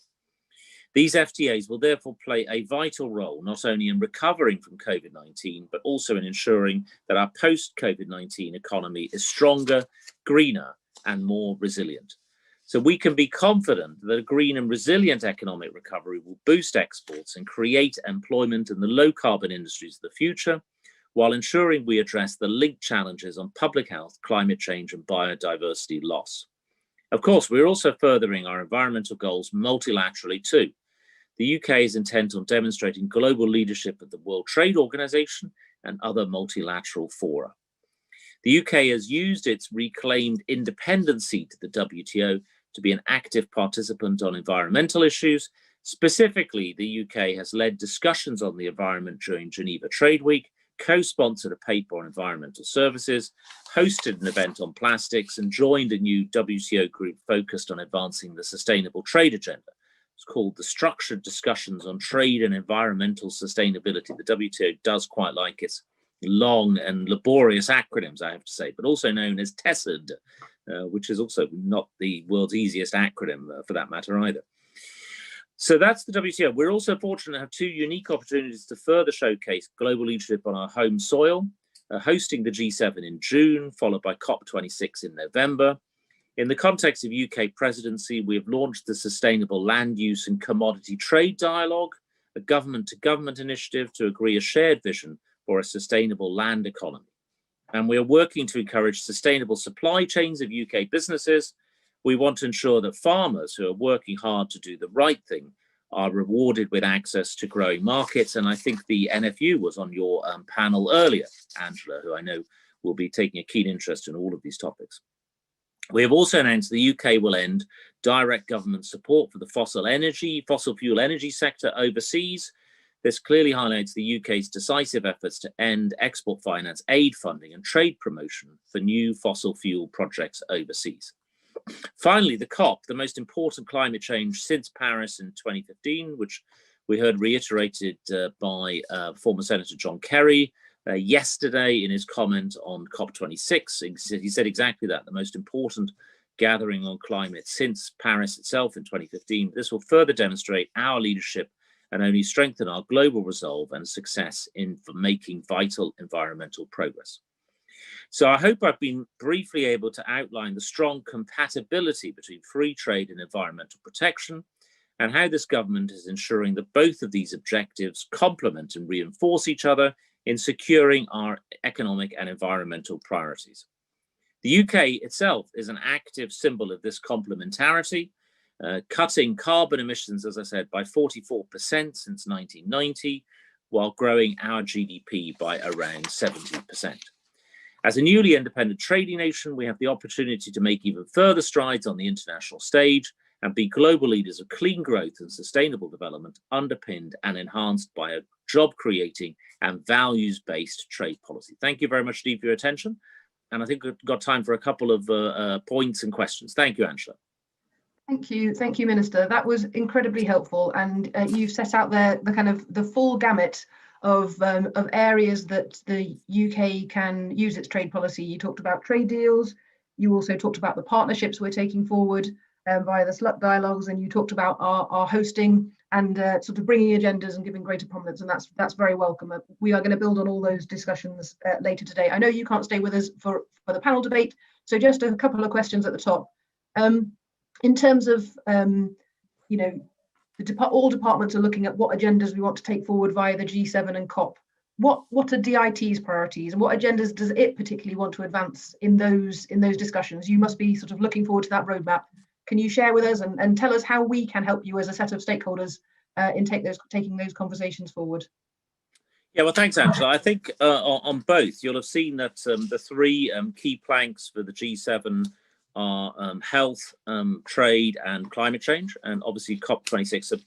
Both fora will be incredibly important for us. We are speaking with our partners, particularly in the G7 at the moment, in relation to the G7 coming up. And I had an excellent conversation yesterday with the French trade minister, and France is very much in the same place as to how to drive more sustainable trade. I think it's anything from practical examples, lowering the sort of fairly basic stuff like lowering tariffs on environmental goods, creating better trade and environment dialogues, the important work that I mentioned at the World Trade Organization that's going on, which I think we can tie in with WTO reform, which I think will be a key topic at the G7, for example. Weaving in how do we better exchange environmental expertise. I'm very pragmatic on that. It doesn't have to always be through free trade agreements. There's sometimes people wait for free trade agreements to come along as a way of sort of leveraging in a particular issue, and it doesn't have to wait for a free trade agreement. It doesn't even have to be part of an FTA negotiation. Sometimes we'll find some of our partners more willing, some less willing to put those in an FTA. So I think we could be, the UK, I think we'll look to be pragmatic on that. Very much our approach is doing what works. I think trying to influence others, I was encouraged by the TCA with the European Union, both parties committing to 50% reduction, to be net zero by 2050, which the UK has got that existing commitment going back some time now, but not all EU countries have signed up to that. So I think that's been a helpful way of trying to influence the direction in Europe on emissions reductions as well. So I think a variety of tangible agreements, but also a better cooperation. And I think trade, and has always been my belief that trade and the environment go hand in hand. Better and more trade can be environmentally beneficial. And indeed, I think needs to be environmentally beneficial. I think the future of the world is through trade. We need to make sure that that is environmentally sustainable. Thank you, Minister. Those are fantastic remarks to set us off for our debate. I know you can't stay with us for too long, but do sort of listen to the opening comments of the panel if you can. And I will bring them in now. So we have a lot to discuss from the first panel, from the Minister just now, and we've got a great panel to do that with. So we want to make this quite conversational. So I'm going to ask each of the panelists to make 3 or 4 minutes of opening remarks, and please be very, very strict with yourself. And we'll get into discussion between the panelists, and I'll bring in our audience so we can cover as much ground as possible. Please, as a reminder to the audience, please put your questions in the Q&A box. We'll be going through that and filtering questions to the panel. So let me introduce who we have to join the discussion. We have Chris Southworth, who is the Secretary General of the UK International Chamber of Commerce, who, amongst other things, are the Secretariat of the new all-party trade parliamentary group, which is focused on trade, and they're looking at how it can contribute to prosperity, inclusivity, and a sustainable environment. And Chris has been a very active and enthusiastic member of that group and taking forward that agenda. We have Minette Batters, who is president of the National Farmers Union. So she actually will follow your remarks, Greg. You mentioned her in your remarks. She will follow your presentation. And the NFU know, obviously, that the UK's approach to trade has got far-reaching consequences for her members. And she's been instrumental in elevating the conversation around sustainable models of production and consumption to a top-tier issue in trade. We are joined by Sean Spears, who is Executive Director of Green Alliance and Chair of Greener UK, which is a coalition that looks at all areas of environmental policy and governance that are affected by Brexit. And of course, that includes trade, which is a big addition to the remit of all environmental NGOs, and one that he is helping us all rapidly get to grips with. And Kevin Watkins, who is Chief Executive of Save the Children, someone who's coming back into this conversation, having made very significant contributions to the trade and sustainability debate, wearing various different hats over 20 years. So we're very grateful for his knowledge and expertise in this discussion. So I'm going to start by asking each of the panel to make 3 or 4 minutes of opening remarks, and then we'll get into discussion. So Chris Southworth, over to you. Well, thanks very much, Angela. And I really applaud the conversation we've had on panel 1 and also the comments from the Minister. So I'll try and build on that as much as I can and make just a few observations of what's going on at global level, and then focus on some observations at national level at the UK and also some practical solutions of where we can make a difference. So I think at global level, I think COVID-19 has really exposed a need for a reset. I think that's important. There's a lot of common thinking around that. This is the moment to put us on a path towards a more inclusive, more sustainable, greener global economy. That means regional, national too, of course. I think there's wide agreement around that. So I think let's make the most of that opportunity. But in terms of what the challenge is on the environmental and trade side, is that the rules and model that we're using is not aligned. And so there's an enormous job to bring coherence across the different agendas. There's too many silos, biodiversity, plastics, sustainability, climate, SDGs, trade, they're all operating in sort of silos. And what we need to do is bring all of those together so that we're delivering the outcomes we want and using the frameworks in order to deliver those. And that's a global task, but also a national task as well. I'll come back to that in a minute. We need to bring in the circular economy. Again, looking at the rules that we're all trading on, how can we incorporate and incentivize the circular economy and really, really important and often gets forgotten at national level, is we must have policies that work for everyone. And again, I'll come to that in terms of what the UK can do. And that particularly applies to the emerging markets. It's no good having policies that just apply to the developed countries. We need it working for everybody in terms of the policy design. So what can we do? I think, first of all, observation from me is everywhere I go, there seems to be a terrific consensus. If you go back to the UN Sustainable Development Goals agenda, when that was launched 10 years ago, it was governments calling on everyone else to meet this wonderful vision and ambition and framework. I think what's happened now is a complete reverse of that situation. There's now a call on governments to meet the ambitions and delivery coming from everybody else. Everywhere I go, businesses, unions, academics, NGOs, civil society, consumers, there's huge agreement on what we're trying to do here. There's no dispute around the direction of travel, and lots of fantastic, ambitious leadership examples of what people and organizations and networks are doing. So I think that's a massively powerful force for good, but we've got to stand together and make sure we bring government and governments in plural along with us. I think that's the challenge. So practically speaking, what can we do and what do we need to do? We must get the WTO fisheries deal done. If we don't get that done, and now of course that applies to the marine environment, then that's going to undermine everything that we're trying to do on every other agenda. It's the major multilateral conversation going on right now, and it's not finished. So we must get it done. The consequence of not getting it done undermines everything that we're talking about today. Secondly, we must get behind, the UK's part of this, is the Swiss, Canadian and Costa Rican governments leading now with 50 countries, leading on thought leadership on how we align the rules in the WTO. Let's get behind that effort. That's exactly the kind of stuff that we need to see in Geneva. Brilliant initiative. Let's get behind it. And particularly, let's raise ambition around just removing tariffs on environmental goods and services. Why do we have barriers around this space? If this is what we want to do, let's get rid of the barriers. Let's make that happen and use the rules framework to enable the goals that we want to deliver.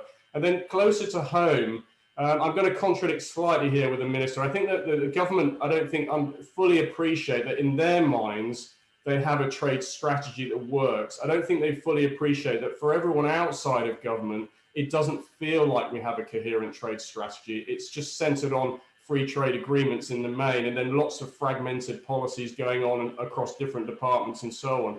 What we really need is to bring a trade strategy together that incorporates FTAs, policy connectivity to sustainability, climate goals, environment, everything else. Agriculture is an important part of that. Exports in terms of innovative solutions being pushed out around the world. Investment and how we use that to drive innovation on the ground. And importantly, finance. How do we enable a lot of this stuff? Because of course, a lot of that's coming from the UK. And then to lead on the global stage, we've all mentioned, lots of people have mentioned, you know, the COP26, massive opportunity, G7, another enormous opportunity. We shouldn't forget the Commonwealth heads of government, enormous opportunities for the UK to show leadership, but we've got to lead by example. The only way you can lead at global level is leading by example. So we must get the policies right in order to do that. Otherwise, we're just not a credible voice. And then, thank you, Chris. Thank you. Those are fantastic. Do you want to have one final remark before I bring in? Just a couple of, to be inclusive, I think is super important. And let's engage in the global Britain debate. That's an opportunity for us to find what role we will play on global level. And I don't think, again, that's in a consensus agreement with government. So let's engage with it. Massive opportunity. Let's drive forward together, and we can do this. And the UK can play a huge role globally. Thank you so much. Those are really helpful suggestions, and I think you're absolutely right that the level of appetite that you're getting from business and NGO stakeholders to sort of bring these agendas together is palpable. I'm going to go straight to Minette, so we have lots of time for discussion at the end. Minette, give us your opening remarks and your perspective on this conversation. Angela, thank you, and what a great privilege it is for me to be here today, and I thoroughly enjoyed the first session, and Michael, your comments. Certainly around pessimism, you are so right. If ever you want to take a conversation downwards, start it in a pessimistic way, and you will get there very quickly. And your belief that net zero is great, and net zero really is great, and it really is exciting. And we are the National Farmers Union, of which I'm lucky enough to be president of, representing 55,000 farming businesses across England and Wales. We, of course, set the ambition to achieve net zero in agricultural emissions by 2040. And one of my sort of passionate drivers in all of this is that to do this, and we can do it, we are 10% here of emissions in the UK, but we are a source and we are a sink. So we are one sector. And this is a message for the world too. We are one sector that can get to carbon neutral ourselves. And there are many different things that will need to be done in order to get there. But we have to end this either or on food and environment and biodiversity.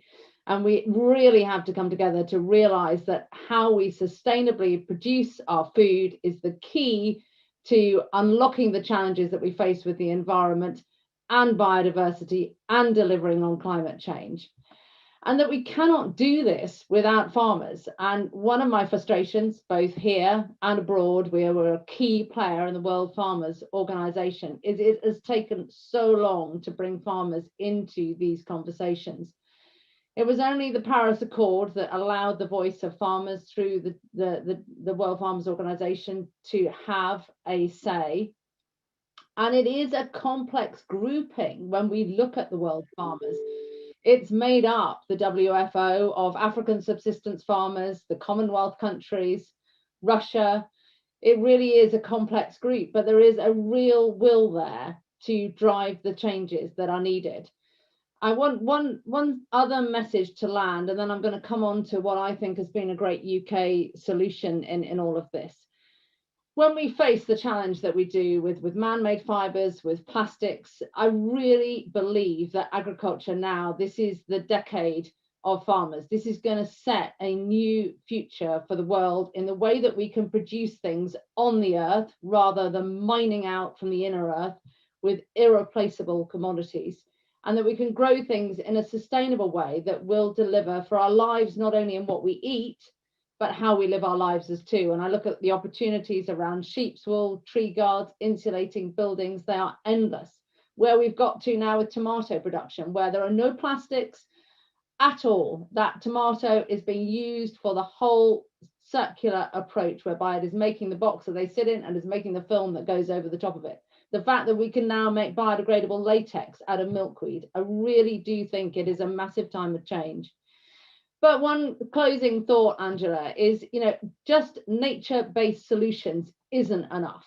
We are facing an opportunity now where we have innovation, we have R&D, we are going to be able to drive greater change in this area in the next 10 years than we have ever previously seen. And we need to harness this, and we need to recognize that these are real life, real meaningful policies that we need to put in place in order to develop the change. And the UK, having ripped up the old rule book, can have the opportunity to really write the new rule book, the new global blueprint for what sustainable food production can look like, and that can deliver huge change. If I can have one final thought on how we've done this and how we've led, because in fairness to this government, and it was under David Cameron's leadership, that we introduced the need to massively lower our antibiotic usage on a human health apocalyptic road that we were on.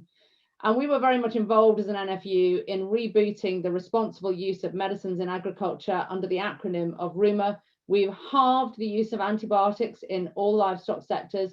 We're still driving that down.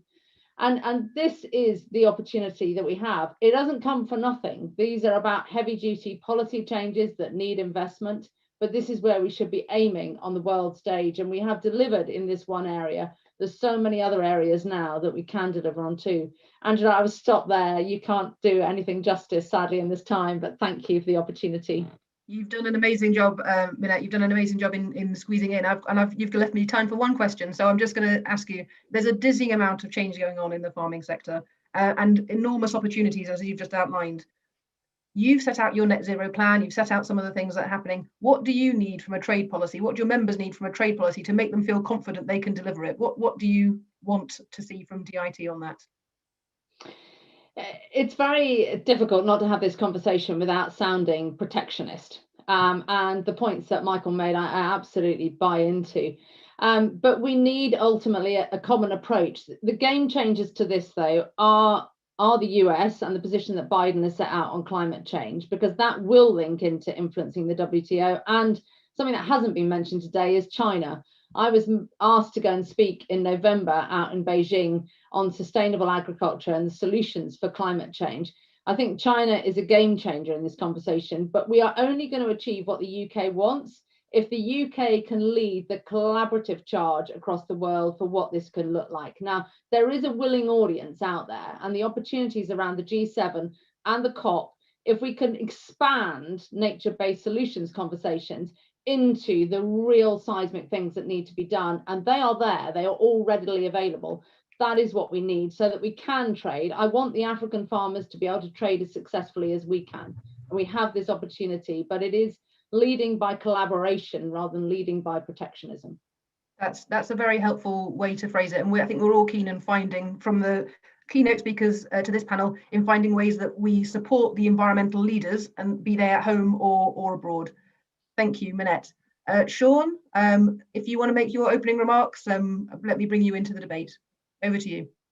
Great, thanks very much, Angela. Thanks for the invitation. And I really welcome, I should start by saying I really welcome the minister's speech, green tie and all. We certainly wouldn't have had that a couple of years ago from a DIT minister. So there is progress. And you mentioned the Green UK coalition at the beginning. Green UK was set up straight after the referendum, and right from the beginning it was clear that trade was going to be a really important area for environmental groups, the front line of environmental protection, we called it at the time, because trade is clearly a critical driver of how goods are consumed and produced. And obviously a lot of that debate has been about standards, about pesticides, chemicals, chlorinated chicken, the potential for the wrong trade deals to lower UK standards. But it's also been about the potential for trade and trade in low carbon goods.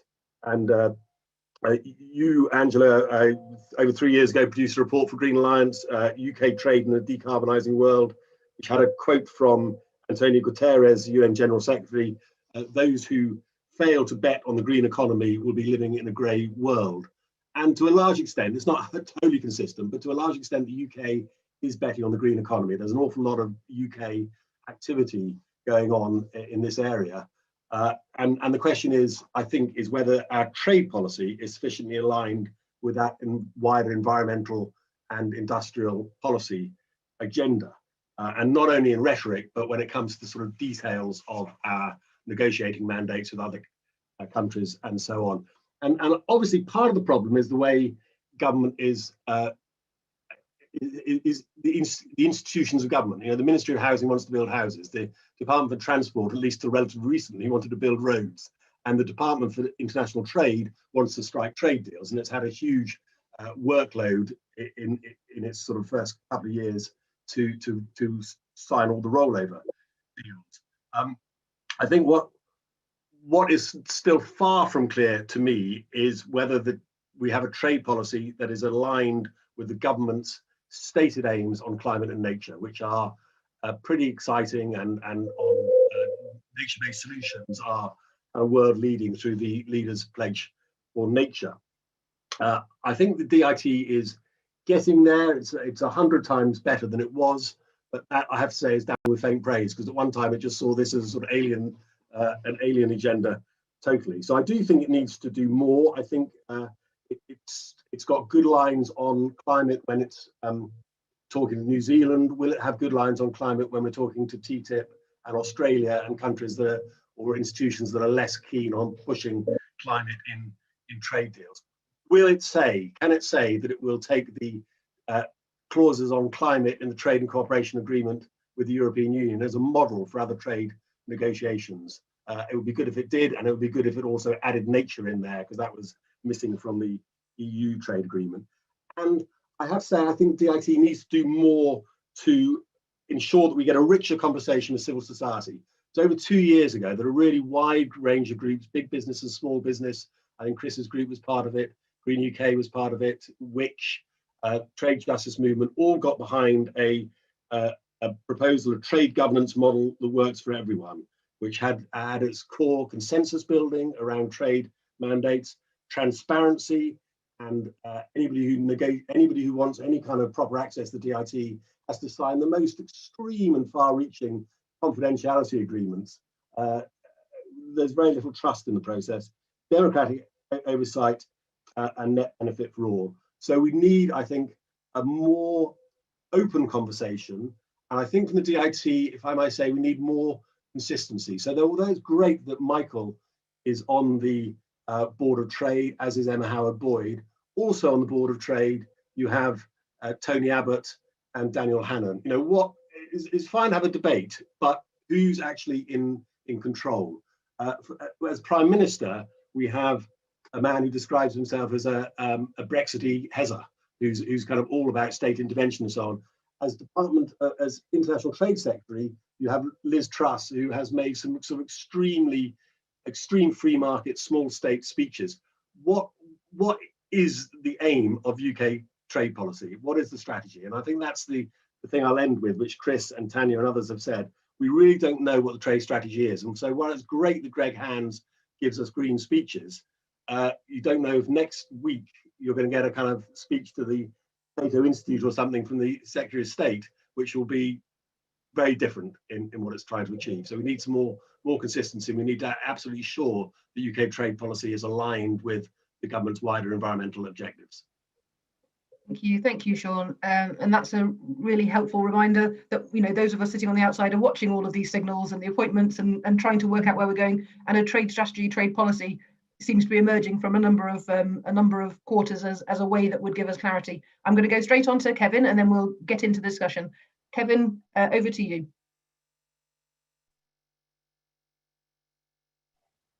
Thank you, Angela, and it's a great privilege to be here with all of you. I actually wanted to start, Angela, by picking up a point that Rachel made earlier and reminding ourselves that, you know, trade is not just a technical issue about complicated rules in the WTO and regulatory standards. It's ultimately about people and our human connections. And the reason why, as CEO of Save the Children, I'm really thrilled to be here. I actually think the discussion that we're having is really about our legacy. You know, what is the world that we want to leave for children? You know, what are the standards that we want to create as a society here in the UK for people growing up, the public health standards, the ecological standards? So I think, you know, we should always remind ourselves, especially given that trade is a territory that populists love to exploit for the wrong reasons, to remind ourselves that trade is about our shared humanity, our shared responsibilities as global citizens, and it's about solidarity. Unfortunately, I don't have anything to compete with a Bob Marley quote, but I did want to recall that when I used to work on trade in the Uruguay round, which is going back a long way, that you could absolutely guarantee that any seminar you pitched up at, somebody would cite a metaphor which I think was invented by Fred Bergston, actually, who was director of the Peterson, who founded the Peterson Institute. And it was the bicycle metaphor. And the metaphor was that the liberalization and free trade were really critical. And once you started liberalizing, you had to keep liberalizing. Because if you didn't keep liberalizing, it would be like if you stopped pedaling on a bike, you would fall off. And I hope that if he was reconsidering that metaphor now, he might add that if you're cycling a bike and you notice that you're heading for a brick wall, it might be a good time to consider applying the brakes. And we are heading for a brick wall. We're heading for a brick wall on ecology, on biodiversity, on carbon, on climate. We're heading for a brick wall on equity, and we're heading for a brick wall on global inequality. And I think these free trade platitudes, to be honest with you, don't actually help us address the real practical problems that have to be tackled. And the minister set some of them out. And I really hope that, you know, this seminar is going to be part of a wider debate that we need in the UK to get away from the gravitational pull of the sort of Britannia Unbound thinking or some of the Britannia Unbound thinking that is going on, to tackling the real questions about how do we use trade to build a fairer, more equitable, more sustainable world. And I wanted to mention, and I'm going to do this rapid fire, 4 areas where I think these are practical issues. UK food policy. It's great that we've had the Prime Minister set out 10 very high standards for what we want to achieve through the UK. Healthy diets for the UK public, tackling obesity, strong animal welfare standards, strong environmental standards. And of course, we can use UK regulation to achieve those goals. And Minette set out some of the options there. But if that's your purpose, do you want to open free trade opportunities for countries who chlorinate chickens, who systematically deforest their environments? The UK has a huge ecological footprint that impacts on deforestation through our imports of palm oil, of soya, and cocoa. Now, that is a trade policy issue.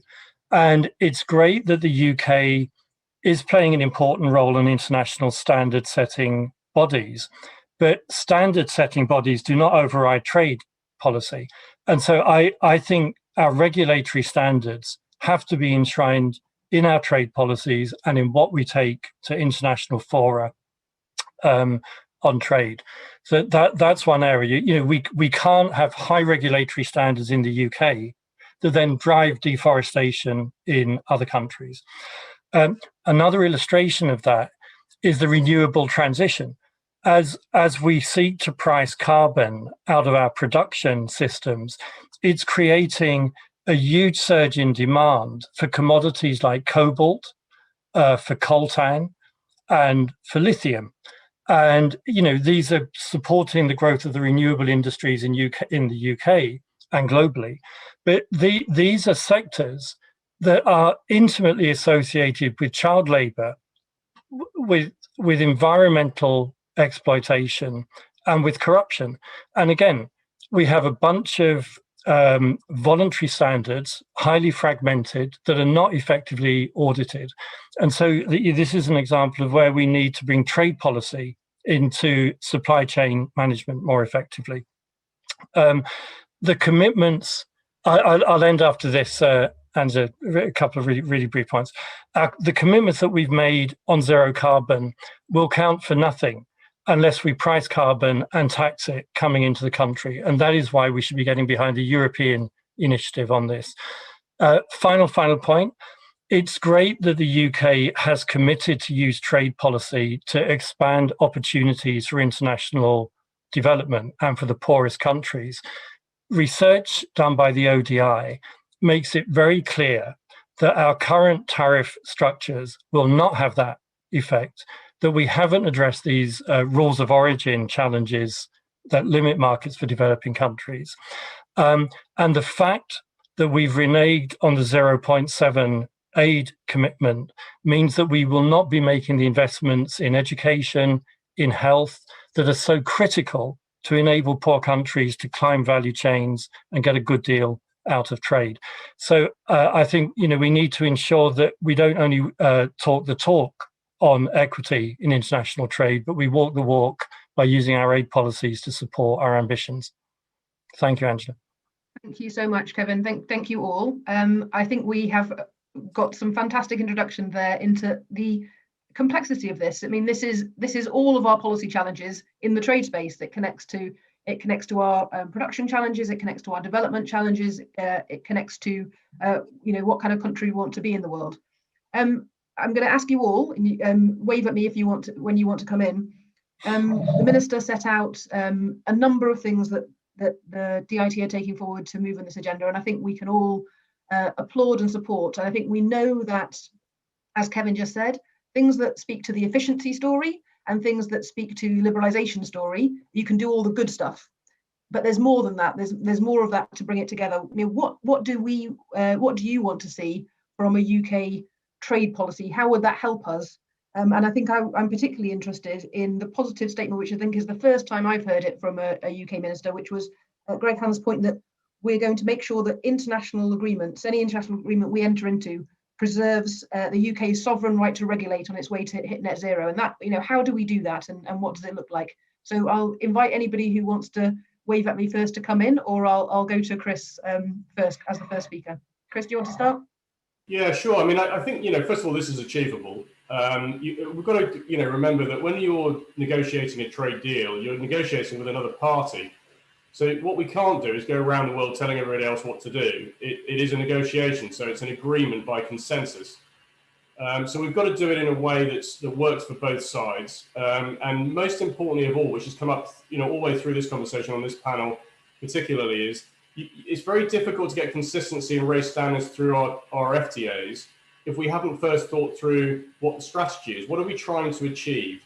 So it feels at the moment that we just need to step back a little bit, just clarify what we're trying to do, and then you can put into place a clear strategy that cuts across all the FTAs, because we're the only country negotiating FTAs on the scale and pace that we are. So there's an amazing opportunity, for all the reasons that everybody said in terms of our strengths, to really transform and contribute to a global transformation in the direction that we all want. But it all comes back to strategy. What are we trying to do? What are the components of a trade deal? And also, what are the, what's the parameters of a trade deal? Because some stuff is better off done outside of a trade deal, actually.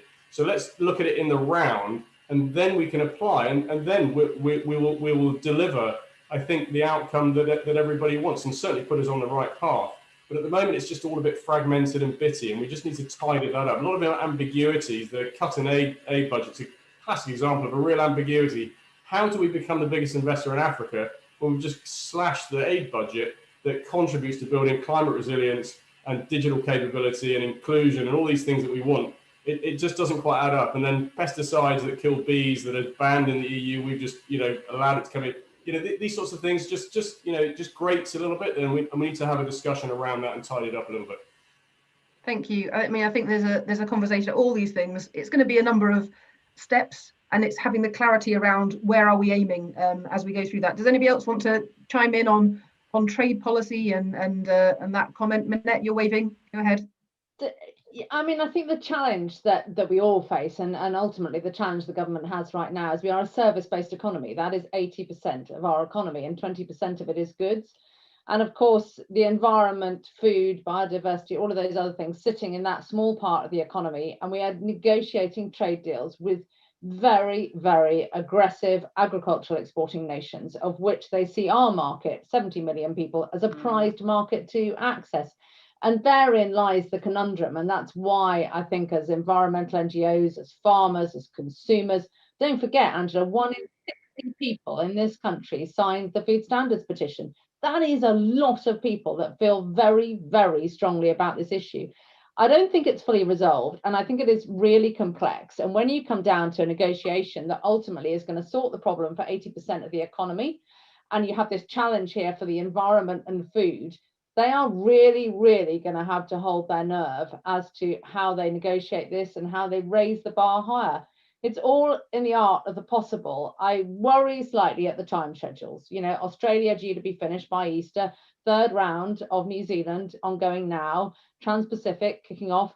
This is happening at pace. And what I said about AMR, 16% of those costs whereby we don't chlorinate our chicken or anything else are because we invest in stocking density, we invest in light, we invest in vet med.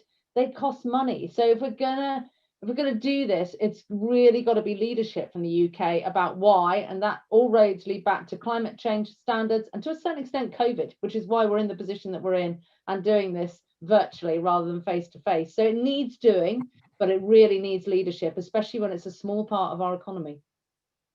Thank you. And Kevin and Sean both want to come in on this question, but I'm just going to throw in a question from the audience as well, so you can answer that as you go. There's a lot of interest in how do we raise standards in the UK without offshoring, which is the point that Minette just made. These things come at a cost, particularly initially when you're trying to introduce new techniques. How do we do that effectively, and what do we need to see from DIT to give people confidence that we are raising standards and not just offshoring? Sean, do you want to go first? And then Kevin, I'll bring you in. Thanks, Angela. I know that Kevin's itching to answer that second question, so I'll leave that one to him. But just on the first question, obviously I agree with everything Minette and Chris have said about, particularly Chris's point on overseas aid and about having the importance of a strategy. I just make two further points. One is that it's important to have some red lines going into negotiations, and secondly, it's important to have some real trust. And one of the things I think we've all discovered is that trade is really, really complex. Trade people speak a private language, and these documents are some of us read them as bedtime reading for pleasure, but they're pretty dry, and there's all sorts of stuff buried in them. And so what you need, whatever the strategy and the red lines, you need a credible system of oversight, and we haven't got that at the moment. And we need to skill up. We need to skill up civil society, which we are trying to do in the environmental movement, but we need to skill up parliamentarians, and there's Parliament must have a bigger role in discussing trade mandates, in having trusted discussions during trade negotiations, and being able to pore over trade deals and have a veto over trade deals if they go wrong. It's ludicrous that we're negotiating with countries like Japan, and then we have to wait while the Japanese Parliament approves the deal. Our Parliament doesn't get a right to it. We have the then incoming Biden administration expressing serious concerns about human rights in Cameroon, while we had the rollover deal with Cameroon, which wasn't even approved by Parliament, wasn't even seen by Parliament. I think it was signed on New Year's Eve. So we do need to increase the oversight so people have got confidence. Thank you, Sean. Kevin, over to you, and then I'll give Chris the last word on the offshoring point as well. Kevin? Well, Angela, I think, as Sean said, one of the reasons it's complicated, and this is like the history of trade negotiations, of how do you ensure that a public policy purpose is not subverted by protectionist capture. I mean, that's the underlying fear of a lot of this. And I think the reality is, as Minette summarized it brilliantly, that you can't use regulatory standards to, set a benchmark for the UK and then allow your trade policy to drive a coach and horses through it. And I would encourage everyone on this call to ask a basic question. If you were really serious about wanting to support public health, rural employment, environmental standards in the UK, you certainly wouldn't want to bring the sort of approach that Tony Abbott would bring to bear. Let's be completely honest about this. And unfortunately, that is in the mix. And it's why I think, we need a serious debate about this to say, what are the social justice standards, the public health standards that we will seek to protect through our trade policy and ensure that trade and regulation are properly aligned. I think on the offshoring point, actually, I'll let Chris take that point. The thing I did want to reinforce with respect to developing countries is that it's really impossible to overstate just how harmful this decision by the UK government to cut aid is, because Sarah Pantoliano and others mentioned the aid for trade provision. What enables countries to compete successfully in international markets, to create jobs and to reduce poverty? It's not just about tariffs. It's about investment in education. It's about investment in health. It's about building trade capabilities and infrastructure. And the UK is signaling very clearly that it's retreating from the commitments that it made under the Sustainable Development Goals to support those human capital investments that are a condition for success in trade and for sustainable trade. That's why it needs to be reversed. Thank you, Kevin. And I think we heard right at the start that these agendas aren't acting in opposition to each other. We know that the developing world wants to take its own production systems forward in a way that's sustainable, and they want to work with us. So it doesn't make it easy, but I think there is the will from all parties to try and find those solutions. So yeah, I think what we want to get from this event is that the development sector, the environment sector are interested in being constructive, partners with government in this conversation. We're not anti-trade, we're anti-bad trade. We are very, very pro-trade systems that work for the agendas that we want. So Chris, I give to you anything you want, or particularly on that offshoring point would be really helpful. Well, I think what comes up in trade conversations all the time is just how interconnected the world is that we all operate in today. You can't make trade decisions in isolation of any other system, and lots of those systems are being talked about here, whether it's environmental development or consumer life or farming and agriculture and so on. So I think the simple answer to it is, it's very easy to make decisions in isolation that have unintended consequences elsewhere in the system. To get trade policy right and to deliver better outcomes for everybody, the outcomes that we all want, just simply means that we need, well, to start with at least, we need all voices at the table.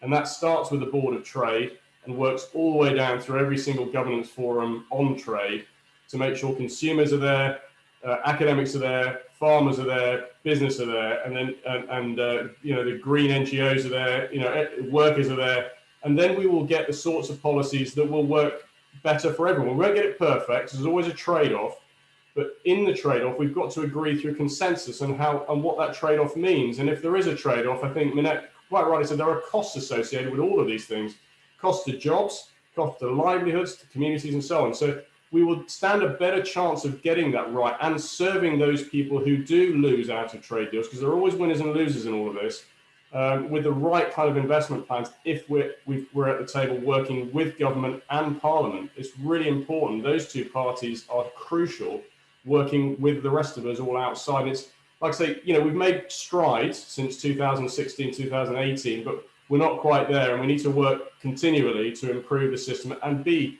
the best in the world at trade governance and trade strategy and trade delivery and implementation. We can do this. The UK, can do this. We've got the capability, the history, the networks. We've got all the assets we need, but we need to get the structures right in order to enable us to deliver it. Fantastic, thank you. I'm going to close this discussion now. We could almost go on forever, and we've let ourselves run over a little, and it's been fantastic value. So thank you all for your contributions to this debate. Our proper thanks to all of the panelists will come from the close.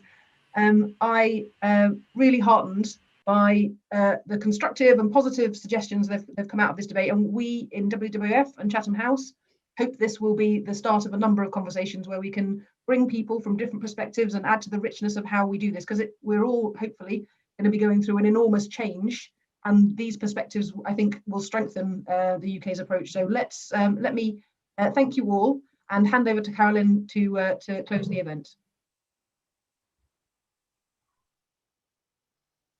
Great, thank you so much, Angela, and thank you again for another excellent discussion among the panelists. So it's just my job to close the discussion today. I just want to reflect back on our goals at the beginning. What we really wanted to do here was to build a more robust conversation in the UK about its international trade agenda and how this could better work for environmental sustainability. We wanted to look for ways that UK could use that policy to build a more sustainable and fairer world. We've been reminded today that there are many opportunities to do better, and that meanwhile the challenges are real. We face very real immediate impacts on our environment, on biodiversity, on climate. We suffer from too much waste and pollution, and it's the poorest communities around the world that suffer most from that. And as Kevin mentioned, there's a legacy from this for our children. So we know that trade and global supply chains and trade policy need to have a stronger part in this discussion about how we build a greener global economy. The eyes this year are on the UK. There are great expectations and responsibilities that it has, both in terms of its role in the G7 and at COP20. And we really hope that today's discussion has helped build the momentum, not only for greater dialogue among stakeholders on these issues in the UK, but for greater coordination and coherence within the government, between the various parts of government that are relevant to this, and also that we build an agenda that works for a wider international cooperation, for the wider international cooperation that is needed to support a greener global economy. So with that, on behalf of Chatham House and WWF UK, I'd like to thank again all of our panelists and the audience for taking time to join this discussion today. I'd like to thank our colleagues behind the scenes for helping pull this event together. And just to note that we'll be sharing a recording of this event next week. So thank you all very, very much, and be activists for making a greener trade policy, as Pamela called on us at the beginning of this meeting. Thank you all.